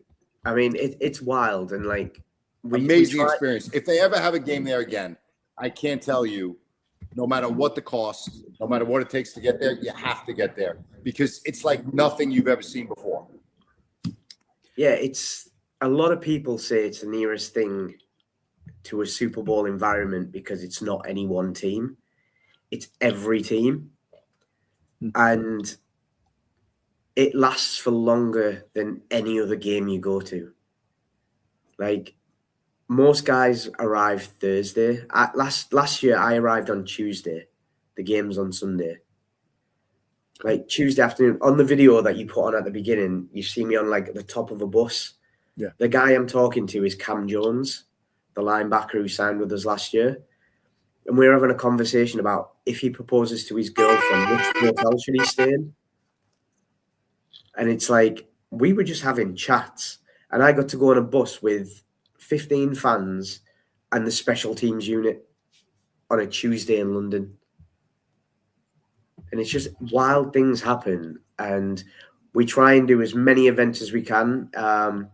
Like the year that Jake came over for the Vikings, we knew a lot of Americans wanted to do a walking tour, which are very popular in London, but they're pretty expensive, kind of like they are in New York. So we were like, we can do a walking tour. We know London. We can do a walking tour. We never get to the end. We get stuck in pubs all the way down. Okay. We forget that people need the toilet. We forget that people don't want to walk 4 miles, but we have a great time doing it. But you're walking across London with what can only be described as a gang of Jets fans. And like, if you'd have said to me 7-10 years ago that you'd be doing that, I'd be like, you're wild. It's not happening. But then coming to MetLife, meeting people like Mikey, meeting other fans, like I've got friends at MetLife that there's no way in life I would have ever met. Like, we would never have met. And now I go to a game, we meet up for drinks at halftime. We hang out outside of the games. And it's just amazing. Like Liz Mueller, Liz came over and she was like, I'm coming on my own. Right. Where are you staying? We're going to find your hotel, make sure you're safe. Right. You're getting an Uber? We're taking you to your Uber. Your Uber driver is going to let us know when he drops you off, and he's not going to leave till you're in the building. She's like, why? Well, why not? Because you're over with us. We're going to look after you. So, Mikey, I don't know if you saw in the beginning, but we announced Just for Wide is coming to Nashville. I heard you're going to be in Nashville as well. I heard that Ant is kind of being like, crap, I think I need to go now because He's on the fence. I'll be in section 125. row 1, and there's a bunch of people. There's about 20 of us in that section now, in the first 2 or 3 rows. So we're gonna do a takeover. But I don't want to. I know no one came on here to see me tonight. This is Anth's night, but I did want to say I always support someone becoming a super fan. And for those of you that know, Johnny Boy is AKA Pancho Verde. So I almost said Ant, but I got you something. I don't know if you're gonna like it. I hope you do. But I'm gonna show it to you. Look at his face. Send me your address. I'm gonna send it to you. It's kind of, maybe give you a little modification, a little, I have different helmets, different so, but this is gonna be for you. So when Oh man, so when the you- layout. when you're soaked. Oh, look at this. Oh shit. Ah! Oh, dude, that is amazing. Let's is go. That's like being knighted. You just got knighted by Mikey Hulkhands. He just knighted you. Holy shit, that's awesome. Dude, that is so badass. There's a new pope. That is sick. Oh, dude. That's awesome, Mikey. That is fantastic.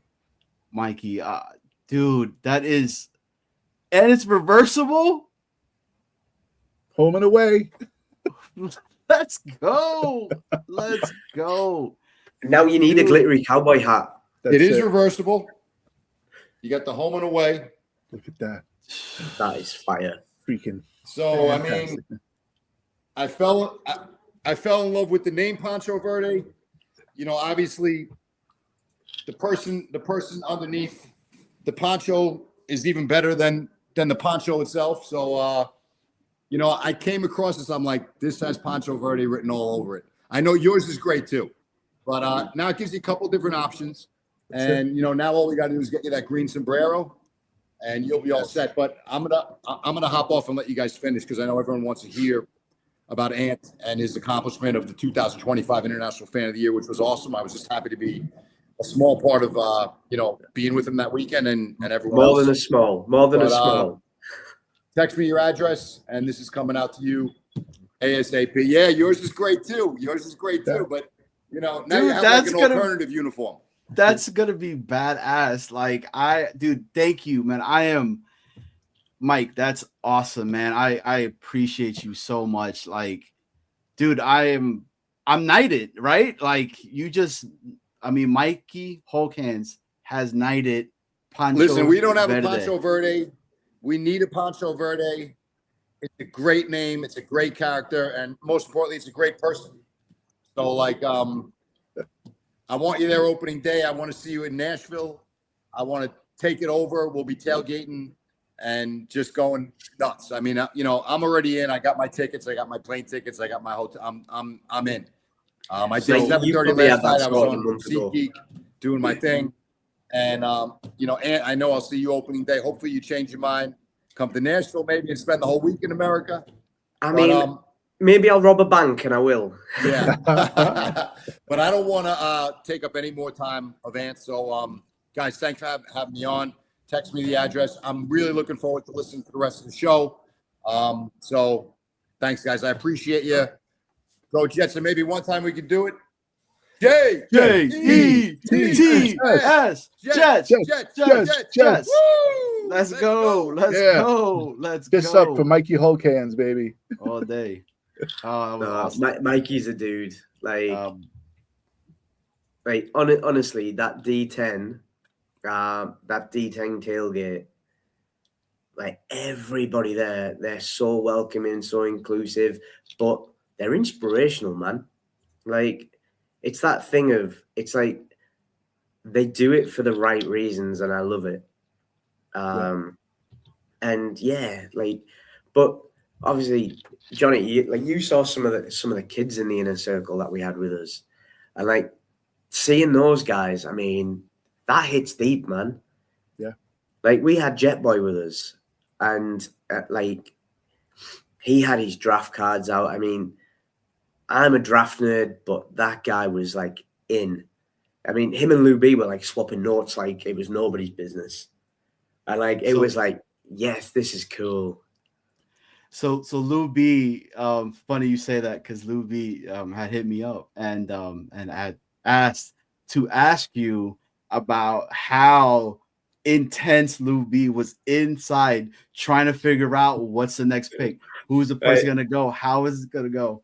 Honestly, it was brilliant because there was points where he was like, this guy's going next, this guy's going next, and it didn't happen. In I think I've got a photo somewhere on my phone that I'll have to hunt out, and it's kind of like so determined that it was like as if to say, what are they doing? But I think that's what it is, because it's very like-minded people. Like, you can agree and disagree on so many picks, but there were some slips in that draft where you're just like, what? And no, Lou was honestly, it was amazing kind of just spending some time with him, because obviously you see some of his posts online and he is an intense guy, but he's such a cool guy. It's the same as Boy Green. Like, Boy Green comes out with some absolute amazing knowledge, and then he's genuinely such a nice guy. He is. And man.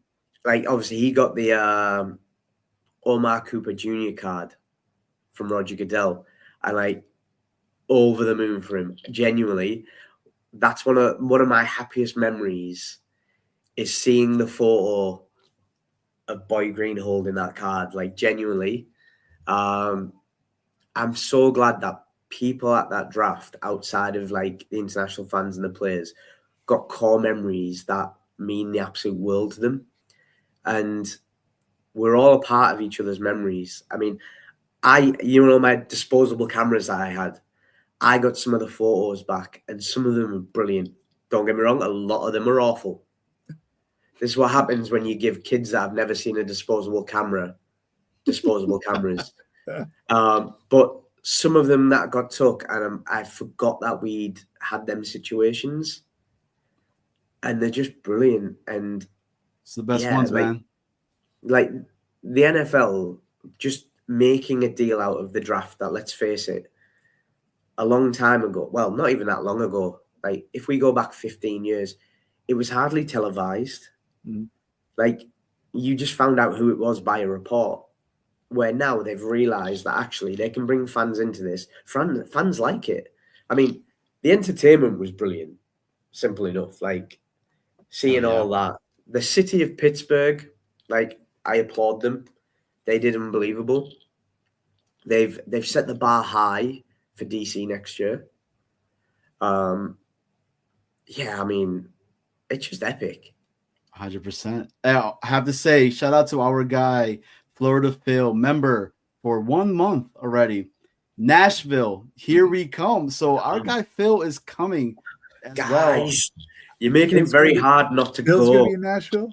I don't know if he's serious, but our troll Mo Dean says I'll be in Tennessee too. So, Mo, are you just pulling our chain? Are you playing, or are you really going to be there? Because if you are, you're gonna have to reveal yourself. There's only one Garrett Wilson. There's only one Garrett Wilson. I have got that video to share. Let's of do the it. walk, to kind of like, I'll find it out and I'll send it over so you can show it on the next episode, because it is a marvel. It's like watching, the game Snake in real life, because as it goes along, more people join, because in Britain we like to join a queue. So when you see a load of people walking, you're just like, oh, what are they walking to? And you just join in. Hell yeah. But dude, and that's the thing, and that's the thing, real quick, and just before, to just let everybody know, anybody that's ever the pitch, right, and the fans, it's a complete different. If you guys have never been to a real, and I'm talking about like a club team, I'm talking about like the World Cup's getting ready to come, right, and it's like that. I mean, we're talking about, so for example, I'll give you guys an example real quick. My daughter's playing soccer, right? And she's trying out, and my mother, my dad, they are like, so they love love soccer, right? Her first game, they came with a drum and a vuvuzela, right? And they're making noise, just boom, boom, boom, boom, boom, boom, boom, boom, boom, boom, and she hasn't even touched the ball, and I can't help it, but like I'm joining of them as being as loud as they are. It is an amazing experience, and then to be able to like mix it together with the green and white with the Jets and then you guys are just leading this. There's only one Garrett Wilson. I mean, I could only imagine how amazing that must have been. We did do a lot of ones that we can't put on air because they were really bad. But I'll be honest with you, I don't create the tunes. I'm like I say, I don't go to the most amount of soccer matches, but we've got some great soccer fans. They support teams that I really dislike just from childhood. And but when I tell them that we're going to do the walk, they never fail to deliver. But I just don't know how they teach each other it so quickly, because I don't get any instruction. And all of a sudden, we're all walking along, we're all singing the same song in a winter wonderland on our own. I mean, I am trying to get everybody, you know how like Sweet Caroline's now became a thing in the NFL? Yeah. Like you can fit in Sweet David Bailey, but. So you just have to kind of like do it in an accent and it works. I mean, can we get an exclusive? I'm not a singer, but I'll find somebody who can for us. We'll do like you can do Sack David Bailey as well, but I'm not a Sweet Caroline guy. Me neither. I'm just not. I can't do it, guys. I would love to, but I can't. I don't even know the tune. But it came on at the draft not long after we drafted him, and it was like you can kind of phonically put it together, so it should work. But then you've just got to make the rest of the rhyme, then the words that you use fit the player. So I'm going to send it over to my football guys and see what they come back with. I think Sweet D'Angelo Pons, it fits phonetically. Yeah, it does. But that's whether we believe that he's going to get the interceptions that we need. I think so, man. Look, I think Pons is that type of player that a team will rally around. I think he's the guy that can be the general to lead the troops. And the fact that he's so small, but he plays so big, and the dude hits. Okay, he wants to hit. Let's go, you know. So it's one of those where he's going to do well. But do you know, we had a second rounder a couple of years ago that people were a bit unsure about. That's right, JT. That's the reason why. That's the reason why I don't like Sweet Caroline. Anybody that really knows like that, I can't do it. So in the UK, it's a rugby song, and football stole it. And like soccer stole it, and like rugby have never forgive them, and then all of a sudden now the NFL have took it away from soccer, and it's like, but yeah, like so yeah, a couple of years ago, we were at a draft party in the UK, and it's another mangold story. And Nick's there with us. He'd done a Q&A earlier on in the evening. Now the draft for us starts at midnight or 1 a.m. Holy moly! So when you're watching something like the draft on TV, and let's face it, on TV, it's not as entertaining as it is there. We had Nick who just hung around with us watching it. And there'll have been about 30 or 40 of us in this bar watching the draft. And it's the 2022 NFL draft, day 2. And he's going round and he's chatting to everybody, and he goes to me, "What we taking here?" And out of nowhere, I'm like, I just saw the comment there. I went, "I think we're going to take the Iowa running back." And he looked at me like I was an idiot. And I was like, "I don't know what it is. It just feels like the pick that we're going to do." Right. And people are looking at me like, "You're a lunatic. Why would we take a running back?" And then obviously we go on to draft Brees Hall. Hmm. And they go, Brees Hall, running back, Iowa. And then Nick Mangold looks at me as if to say, how? How did you know that? And I'm like, I didn't know it. Now I like that one. That one we can do. I was trying to figure out, you know, how we had Revis Island. Right. I was like, do you reckon we can have D'Angelo's lily pad? Yes. Hell yeah. Like Dude, that is amazing. So first off, a big rest in peace to Nick Mangold. I will have to say that Nick Mangold, when I heard the story of it, I was pretty hurt about it. Nick Mangold is one of my favorite, not only Jet fan, but probably human being himself. True that. I mean, there's so many stories like yours, Ant, that are out there, but nobody talks about it. So I am so glad that you are talking about it. And to hear you say Nick Mangold tells you, how did you know? I mean, dude, this is a Pro Bowler. This is a NFL player, a Ring of Honor. Honestly, on draft night for probably 4 years, me and Nick would exchange text messages. And it's like, Nick, who they're taking. And it would always be Iowa State player or lineman.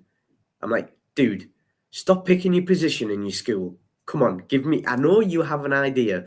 And he's like, it was always Iowa State or lineman. That was all he would ever say. But that Brees pick, that was when we were like, we had this really good camaraderie. And everyone was like, they didn't like the pick. But when you look at that draft now, there is nobody around him apart from maybe 2 players later in that round that you would take now ahead of him. Yeah, I mean, to be fair, like thinking about some of the stories, like he was something else. And like I say, we did some things with Nick. So in the 2021 game, I'd helped Nick bring some of his barbecue sauce to the UK. And he went, can we set up like a meet and greet so people can buy it? I'll sign some bottles. I was like, yeah, we can do it. We might have to hire a venue. He's like, yeah, no worries. So I got an importer friend to bring some stock in. We set it up. We had bags printed. We put out the jet signal, and man, did Gangrene turn up. I hired a late bar nightclub in Monument in London, which is in the middle of nowhere, guys, at 9 o'clock on a Saturday morning. The bar team opened it up. They opened up and give us a minimum spend. Now, we pre-agreed with Nick that the importer and him would split half and half if the spend wasn't met. We've all seen Nick. Like, he does not back down. And I told everybody who was coming, and everyone was like, oh, this is going to be, one of those corporate things. He's going to have like an entourage. They're going to let him be in here for 10 minutes. So everybody's there at 9 o'clock. Nick's due up between 1:15 and 1:30. I'm getting messages that he's coming. I'm like, cool. We've got everything set up. The bar are taking some drinks. And it's 9 o'clock in the morning, and we've been out the night before. So not everybody's drinking. There's a couple of beers going around. We've got loads of German fans. Loads of the guys have brought their kids. It's allowed. And then all of a sudden, Nick just walks down the stairs on his own. He's like, shakes hands. He's like, hey, Ann, how's it going? Where am I setting up? So we get all set up. And then he's just signing things, taking photos. And he's there for a couple of hours doing this. And people are drinking. Wow. And then he's like, we're not going to make the minimum spend, are we? I was like, nah. He went, should we make a drink? So I work in alcohol. I design drinks for people. I do education. I do brand management. So I went, well, I've actually made a Bloody Mary with your barbecue sauce. Should we go and make it? He went, I hate Bloody Marys. I was like, don't knock it till you've tried it. So we're teaching him how to make this Bloody Mary. And he tries it and he's like, it must be the sauce. And because he enjoys it. Let's go. So he smashes this Bloody Mary down at like 10:30 in the morning. And then he went, does everybody want a drink? He went, tequila's all round. So he buys everybody in the bar a tequila.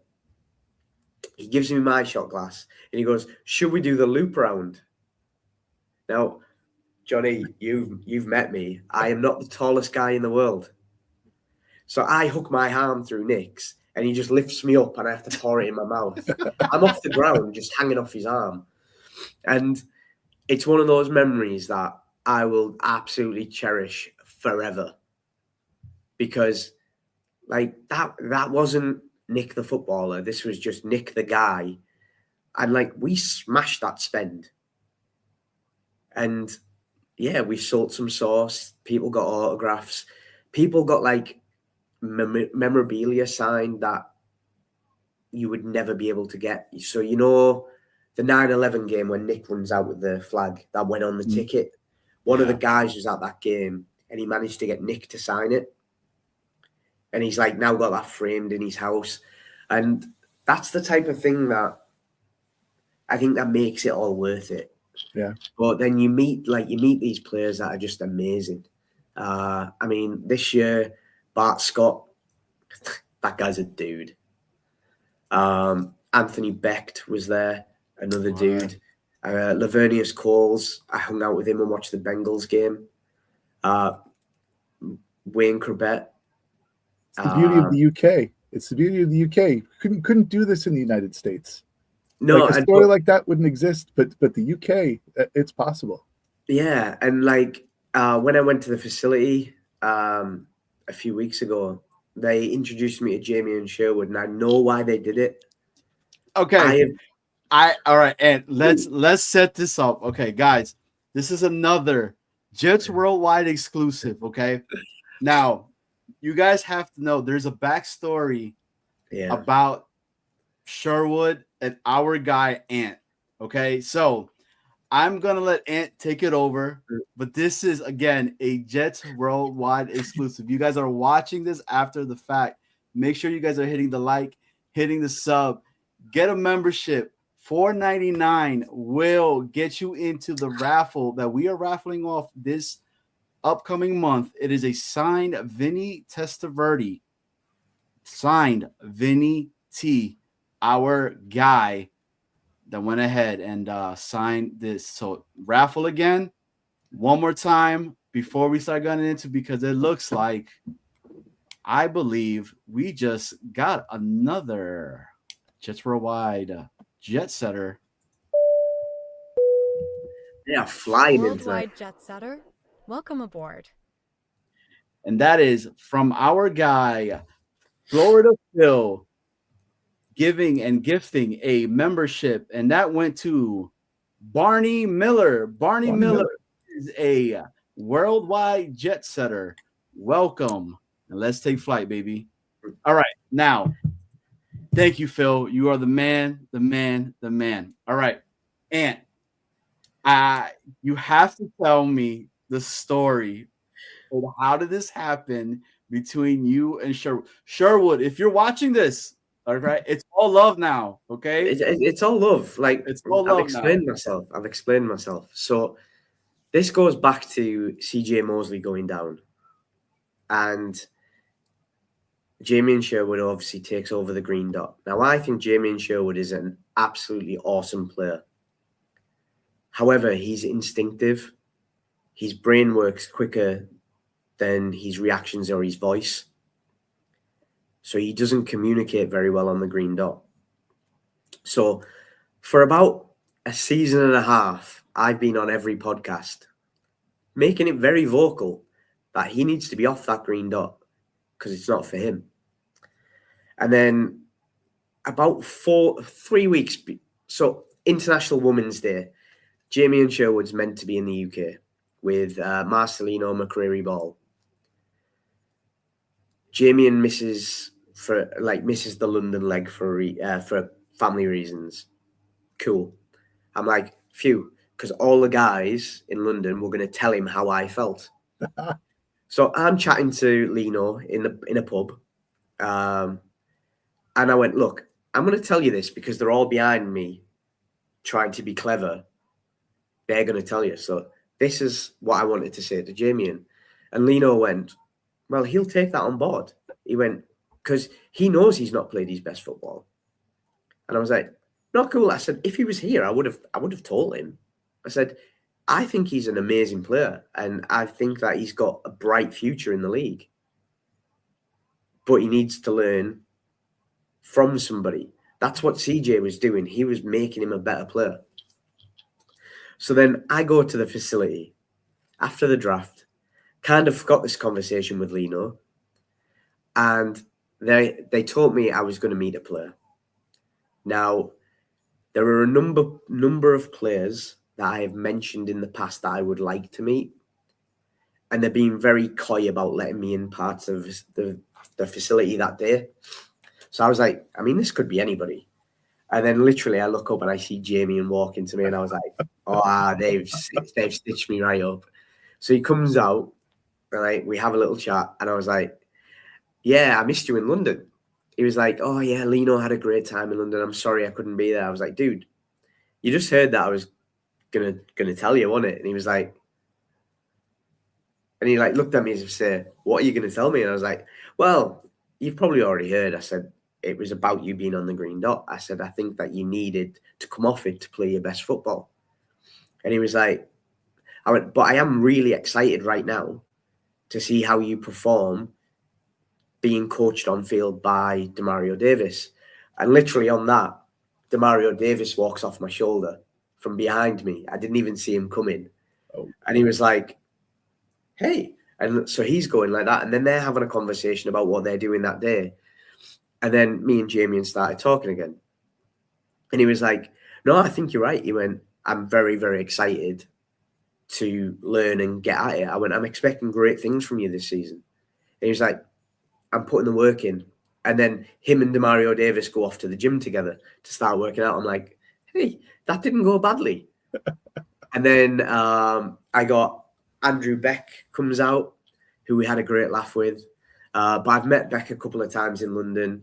And he did a get well message for my +1 Warren, who had to have emergency surgery in Pittsburgh. Oh, his gallbladder exploded and went gangrenous. So yeah, that was slight stress towards the end of the trip. And then the man of the day, Harrison Phillips, came out, and he is a joker. He's probably the nearest thing to Nick's personality I've met in players. And he comes out and he's a big dude, and we dap up and we're chatting, and he goes, oh man, I hope we come back to London this year. I went, it won't be London this year. I said, it can't be. Germany's the only option, but I don't think it's going to happen. I've been told it's the Patriots.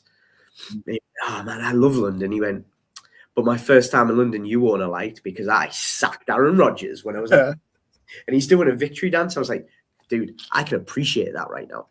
And he was like, yeah, we can. And we had a really good laugh about it. And the wildest part of the whole tour was we kind of stood there. So there's me, Emma, the photographer, and Katie, who looks after international business markets. Katie's one of the contacts that I speak to quite often. And I'm just stood chatting to them. I'm taking in the indoor field, where obviously I've got all the pictures of the Ring of Honor. And it's just it's something that I've seen on photos, but seeing it in real life was pretty cool. And I just get this tap on my back, and he went, you were at the draft, right? I was like, yeah. He went, oh, you did the pick. I was like, yeah. He went, man, that was awesome. And he gives me a five, and he gives me a hug, and he went, really appreciate you. He went, it's Coach Banjo, by the way. And I kind of knew he was a coach, but when you it happened so fast. Right. And then as he walked off, he went, oh, are you guys together? Meaning a couple, about like the international manager. She went, "Oh no, I'm Katie. I'm international markets," and he was like, "Oh yeah, cool." And I was like, "No way did the special teams coach know who I was, but didn't know the person who works in the building." And I'm like, "This is surreal right now." Nice. But yeah, it's like honestly, what the Jets do is amazing. Like what they do for international markets is amazing. And we're slowly getting a little bit more things like what you get over here. Like our flag league has just finished this week. We have them one in Ireland and we have one in London. The London one now, I think it's got like 30 teams in it, nearly 300 girls. And I'm very fortunate that I get invited to the opening day where they bring some players over, they do some amazing coaching with the girls, and you get to see them like do their drills. Some of these girls are going to go to the Olympics. Yeah. They are that good. Wow. And it's like the New York Jets made that happen. They've invested so much. The Chicago Bears tried it and gave up after 1 year. The Jets took over what they did and just made them part of the Jets. And then what they're doing now is the winners of Ireland and the winners of the UK, they're flying them over to Jersey this summer to play the winners over here. Hell yeah. And like you look at that and go, that's my team. And that's what I'm loving about it. Like the way that they're now making it a global event. Yeah. It makes everything that we do so much easier. That's the importance of the international fans and the connection with the international fans. And we all, like, none of us take it for granted. And I'll be honest with you, there was people there that if you ever win International Fan of the Year and feel like you deserved it, you probably don't deserve it. Because there will be somebody who wins it when you win it that you just look at and go, you're amazing. And I probably did that with all 31 other people. Like, I love every single one of them for all different reasons. What they're doing in their respective countries is outstanding. The overall winner is from Mexico and is essentially a trainer of flag referees. And she is growing the game more than anybody. And yeah, I just want to see more fans celebrated. Like, I would love one day to go into the Hall of Fame. It will never happen because you have to be a season ticket holder. But knowing that I got this, and I got it so close to Mikey going in, like we first talked about, like all them years ago. I think it was like 2022 we first said it. And I said it joking because it was one of those things that I never thought I would win. I always wanted to, but never thought that I would. And then he gets announced, and then the day that he gets inducted, where he runs out on the field, is the year that I win it. And then obviously we have a fan club in Germany called the 103 Crew. And we have Gangrene Germany as well. And I obviously got to call the 103 pick out. Which is why I went the 103 pick, not the 103rd pick. Because they wouldn't let me shout out 103 Crew doing it. So I went the 103 pick. And everyone was like, "Oh, that's awesome, dude." They didn't give me many rules. It was go out, do your bit, and come back. That's what I got. By the time some of the guys got on, it was read what's on the card. But like, there's been some great edits, like Brad from the Chiefs. Somebody put him on and then fast forwarded it because he went, "I'm not going to take up much time," but then was on for a minute and a half. I was there for 54 seconds. They said to me I had a minute, and I got everything I wanted to do in the minute, and I was off the stage. My walk-off was so sassy. I've never walked that sassy in my life. And so many photos have got they've got videos of me like shaking my bum as I'm walking off. I'm like, I've never walked like that in my life, but apparently, yeah, I've got a strut, guys. Okay. But yeah, it's honestly, it's one of those things now where I'm excited for the next steps. I'm excited to do more with more people, to bring more people in. I mean, I'm doing the home opener. I think I've got 14 people at the home opener. Let's I've go. helped six of them go to Nashville the days before. And then we're going to meet in New York. Let us know for the Nashville crew that's going to be coming, because there's going to be a big event that's going to be going with all the Jets Saturday night, and then the tailgate that's going to be happening that Sunday. And, you know, I feel like at this point we have to say there's only one Garrett Wilson. I mean, Garrett Wilson being hurt, coming back, I think we need to say it at that stadium and cheer it and chant it as loud as we can for him to hear it. Mikey, as our conductor, I think he's the one to lead it for us, to get us to do. Yeah, I mean, chant. the guys that are coming are all big football guys, like soccer guys. So they will help. I know they're going to be with one team, our team, in seats. They sorted their tickets today. The tailgating is going to be fire. I mean, ain't nobody do it like Jets fans. I mean, I've done some stadiums now, guys. I've done Baltimore for a playoff game against the Titans. I've done Seattle. I've done New Orleans. I've done LSU. I've done Rutgers. I've done Washington State. I even went into the depths of hell last year, and I went to Buffalo and watched Buffalo versus the Dolphins in Buffalo. Oh, in semi-green. I didn't go full green because I didn't quite know what I was walking into. Incognito. And I had a great time winding them up, calling for the referees and a draw. But one of my favourite players who's ever played for the Jets is Ashton Davis, who's obviously now at the Dolphins. And he got a pick against Josh Allen, who I dislike Josh Allen. I just don't think he's as good as the hype. I just don't like quarterbacks, I'll be honest with you guys. There isn't a quarterback that I like. So, yeah, it was one of those where it was just epic. I've enjoyed every stadium for different reasons, but New York's home. And always. Like, when MetLife travels, MetLife travels. And I think Mikey's saying, I mean, we need Anth Cook there, man. I think it's between both you guys. I'm going to try. I'm not holding out much hope because I'm going to do the Bills game, and it's an official trip, so it is a little bit more expensive than my normal trips.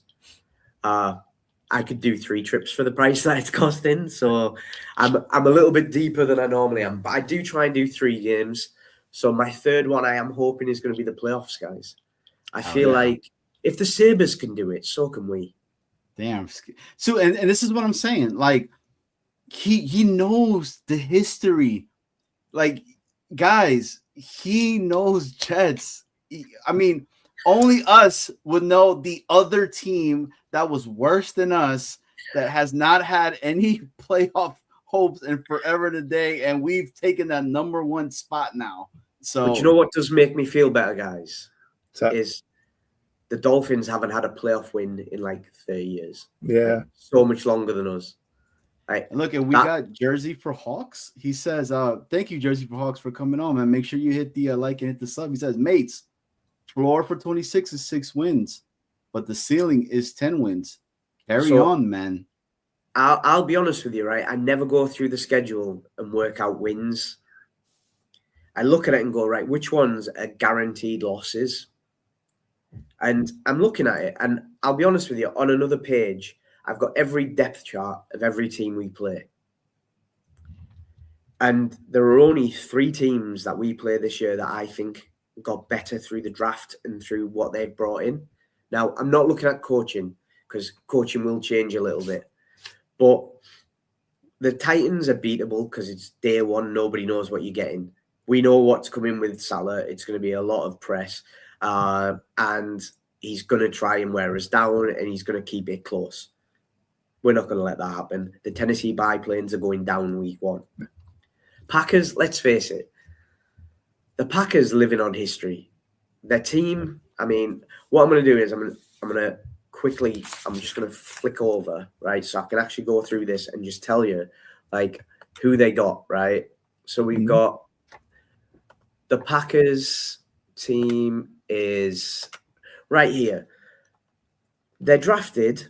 Their first round draft pick is probably not. Oh, they didn't have one, did they? So their second round draft pick is currently number 2 on their depth chart, and it was a cornerback. Mm.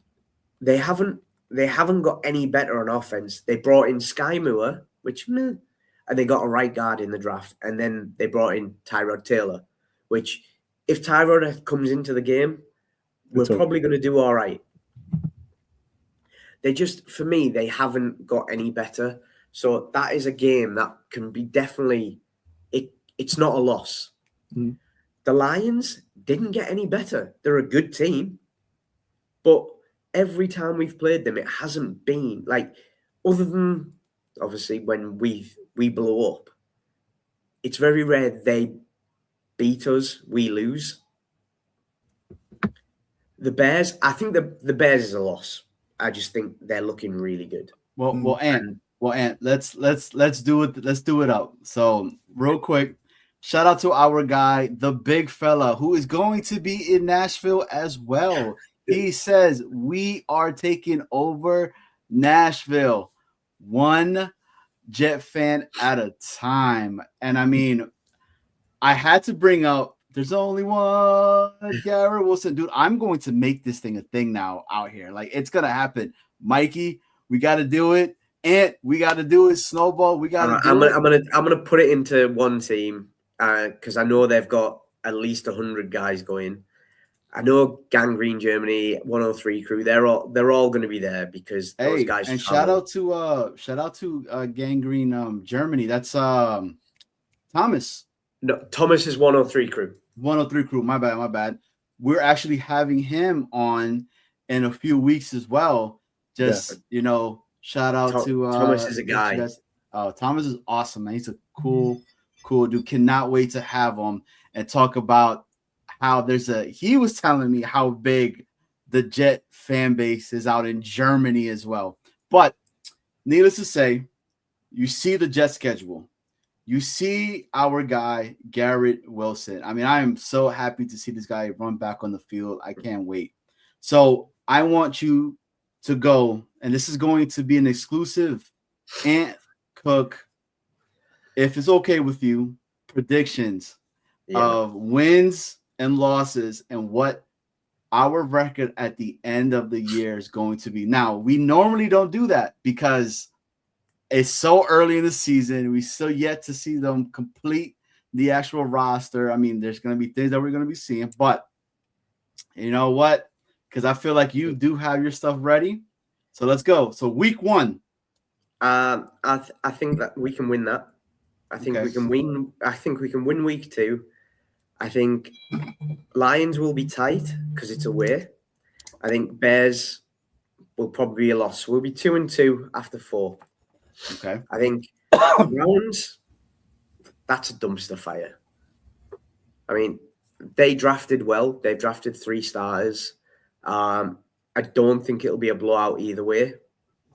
I would probably leave that one because they're the team that I think could shock a lot of people this year. Patriots in Foxborough, I think they beat us. So then Dolphins at home I think we beat the Raiders. That will be Fernando Mendoza's first game. He will be sacked 5 times. By who? I think we'll get 2 by Bailey, 2 by McDonald, and 1 by Harrison Phillips. Let's go. All right. So what's the record? What's the record so far going into Kansas City? So 2-2, 2-3. You know what? I'm going to give us the Browns. So we're on 3-3, 4-3 at Dolphins, 5-3 Raiders. So we're at 5-3. We're going to get Chiefs. I think will beat us. I think the Chiefs, they're in their Michael Jordan last dance phase. If they don't win this year, they're in a rebuild and they're probably not going to win for 3-4 years. So that would put us at 5-4. Bills at home. We're going to beat the Bills this year. I think the Bills have overachieved the last 2 years, a bit like a few other teams. So that'd be 6-4. Chargers away, they're going to beat us. That'll be 6-5. Dolphins, the other way, we're going to sweep them. So that's going to be 7-5 into the bye. If we're 7-5 into the bye, we've just done the worst traveling we've got all season. Then we're going to have the Broncos coming into JetLife Stadium after massively overachieving with a quarterback with half a leg and a toothpick. I don't fancy their chances. I think everybody's kind of caught on to what they're doing. So we'll go 8-5. Arizona is 9-5. Patriots in MetLife, we're going to do them. That's 10-5.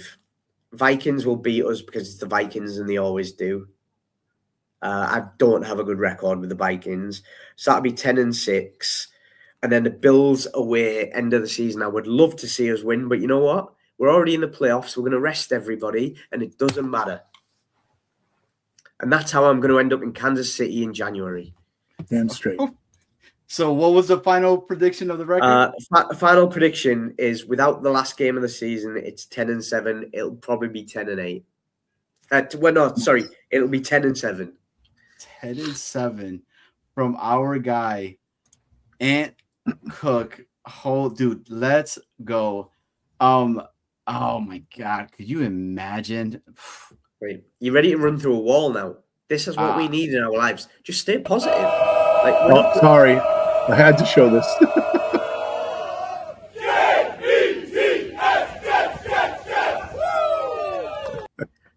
I just had Mikey sent that to me. He's like, "Can you please show this on the show?" Yeah. So that from there, if you put the end of that video back on, right, you can see the buildings going down the sides. Right. So that row of houses, that row of green people go right the way back to that back road. So That's there's crazy. hundreds and hundreds of Jets fans going all the way back down to the end of that building. Hold on. So there is, and dude, this is awesome. Okay. Anybody that I've never been to the UK, I've always wanted to go. And first off, big shout out to our guy Mikey. I mean, look how badass he looks in there, and everybody that's in there, the green and white. Look how deep that goes, man. And to go through that whole stuff with this is where I'm guessing the smoke and everything is there as well. This is the Vikings year. So this is the year before last, because Lou didn't make it from over like this last year. So yeah, it got bigger the year after, and we got allowed a little bit more pyro because we were very sensible with it. But then we're walking along, setting off flares, going no pyro, no party. And it gets wild. And yeah, like it's hard to put into words what that feels like, because by this point, I'll be honest with you guys, by this point I've been down there for like 5 days. I've slept about 4 hours all week. I don't sleep a lot anyway, as you can probably tell. It's like 3 o'clock in the morning now. I've got to train at 6. Nice. I don't sleep a lot. I'm fine with it.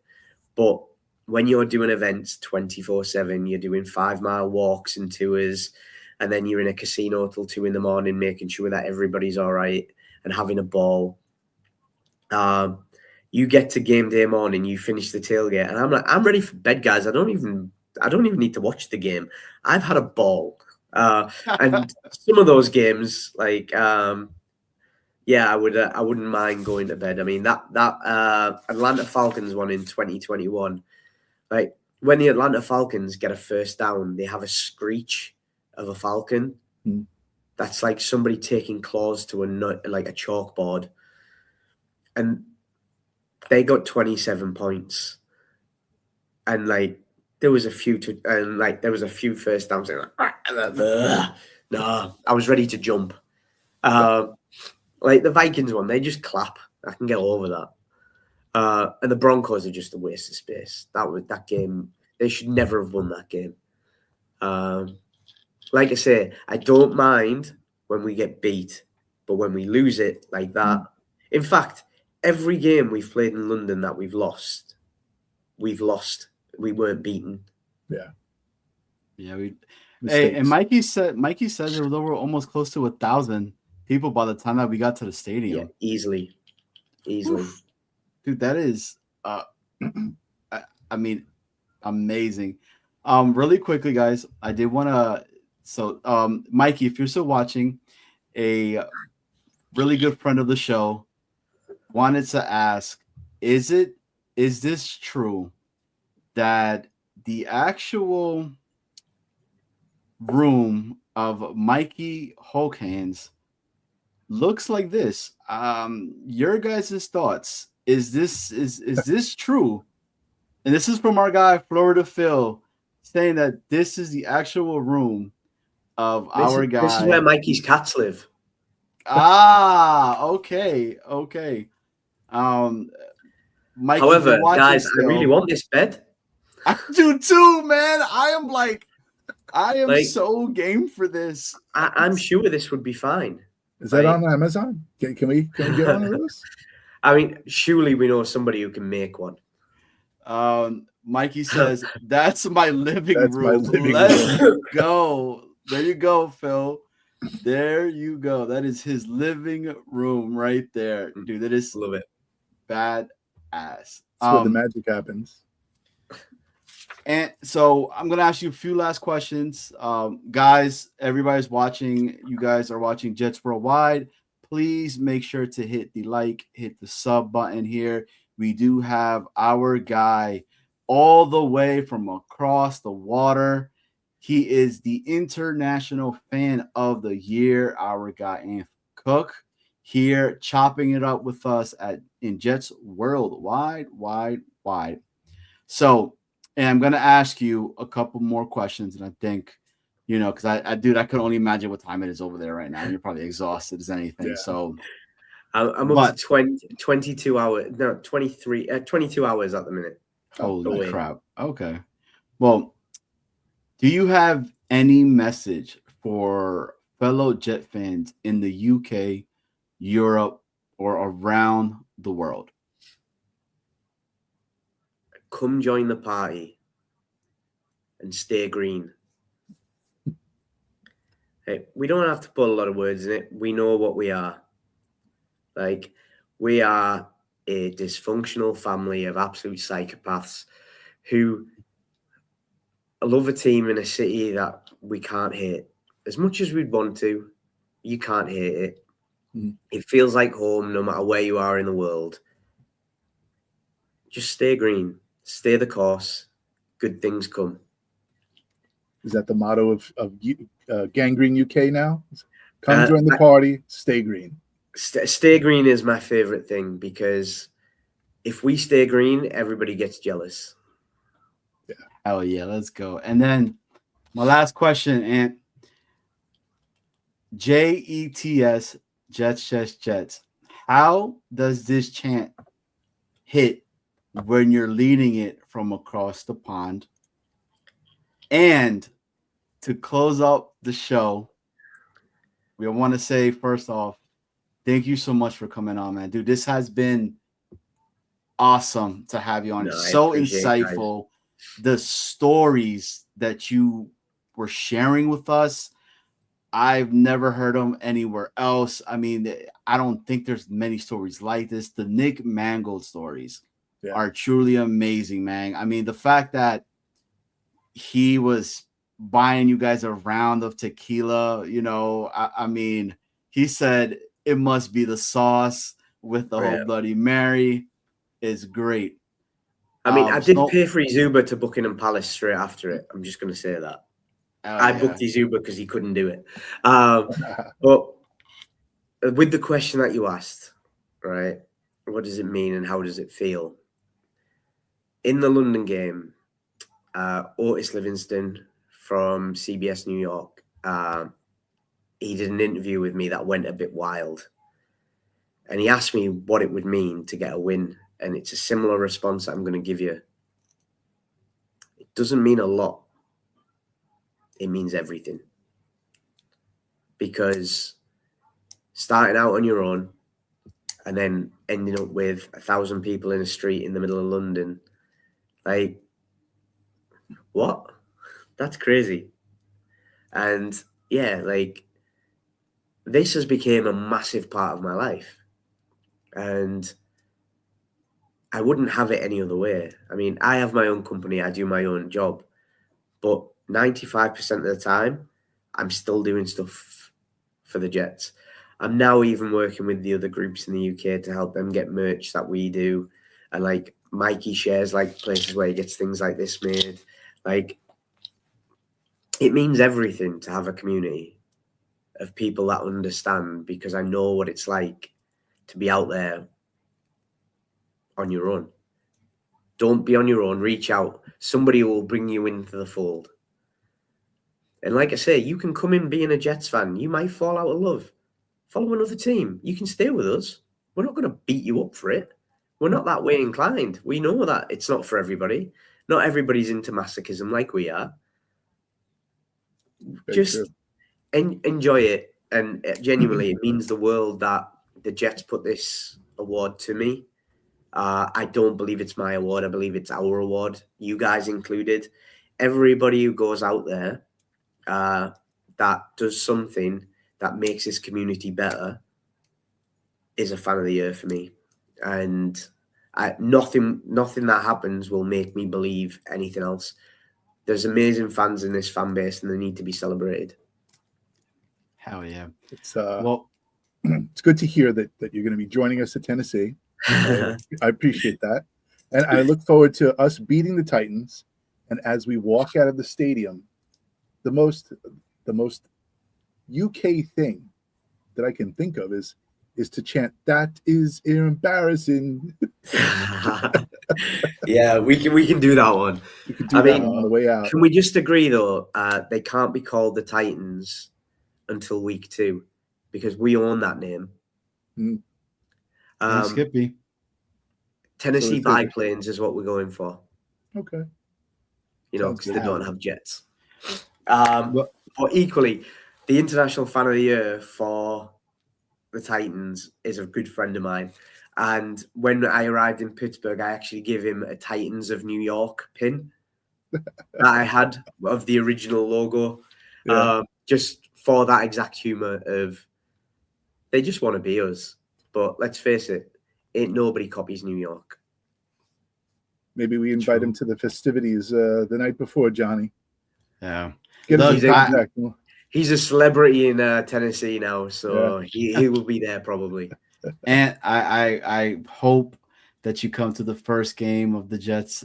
You know, if you do come, I will buy you a pint and we will share a pint together, man. And look. You know what kind of beer it's going to be?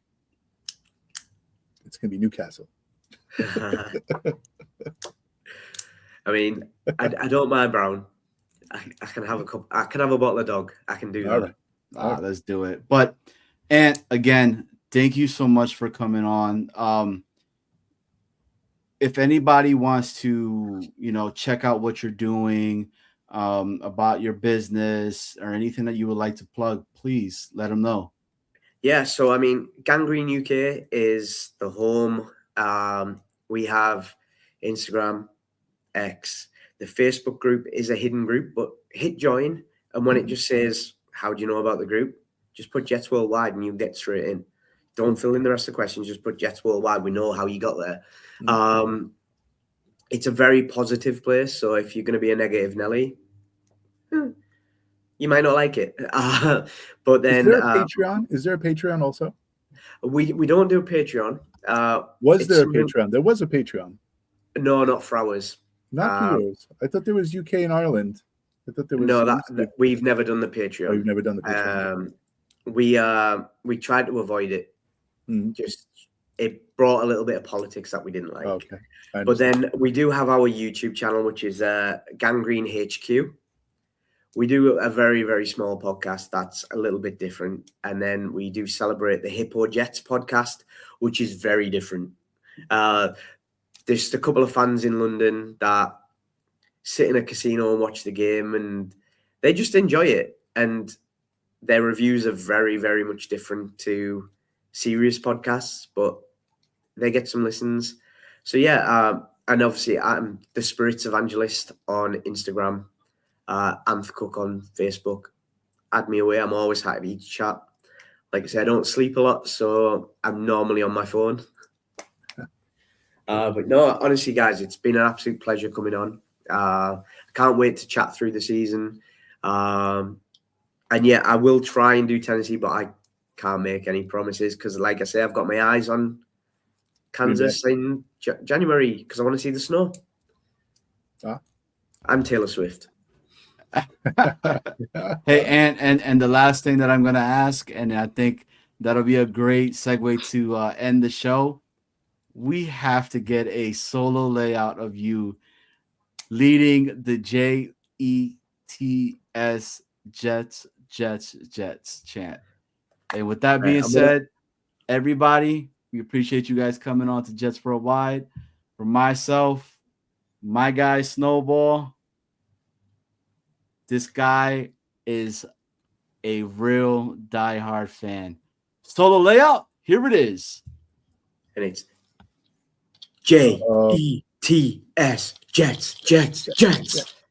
And we'll build it up louder and louder as we get closer to the season because I don't want to get thrown out of my hotel before I can get my train.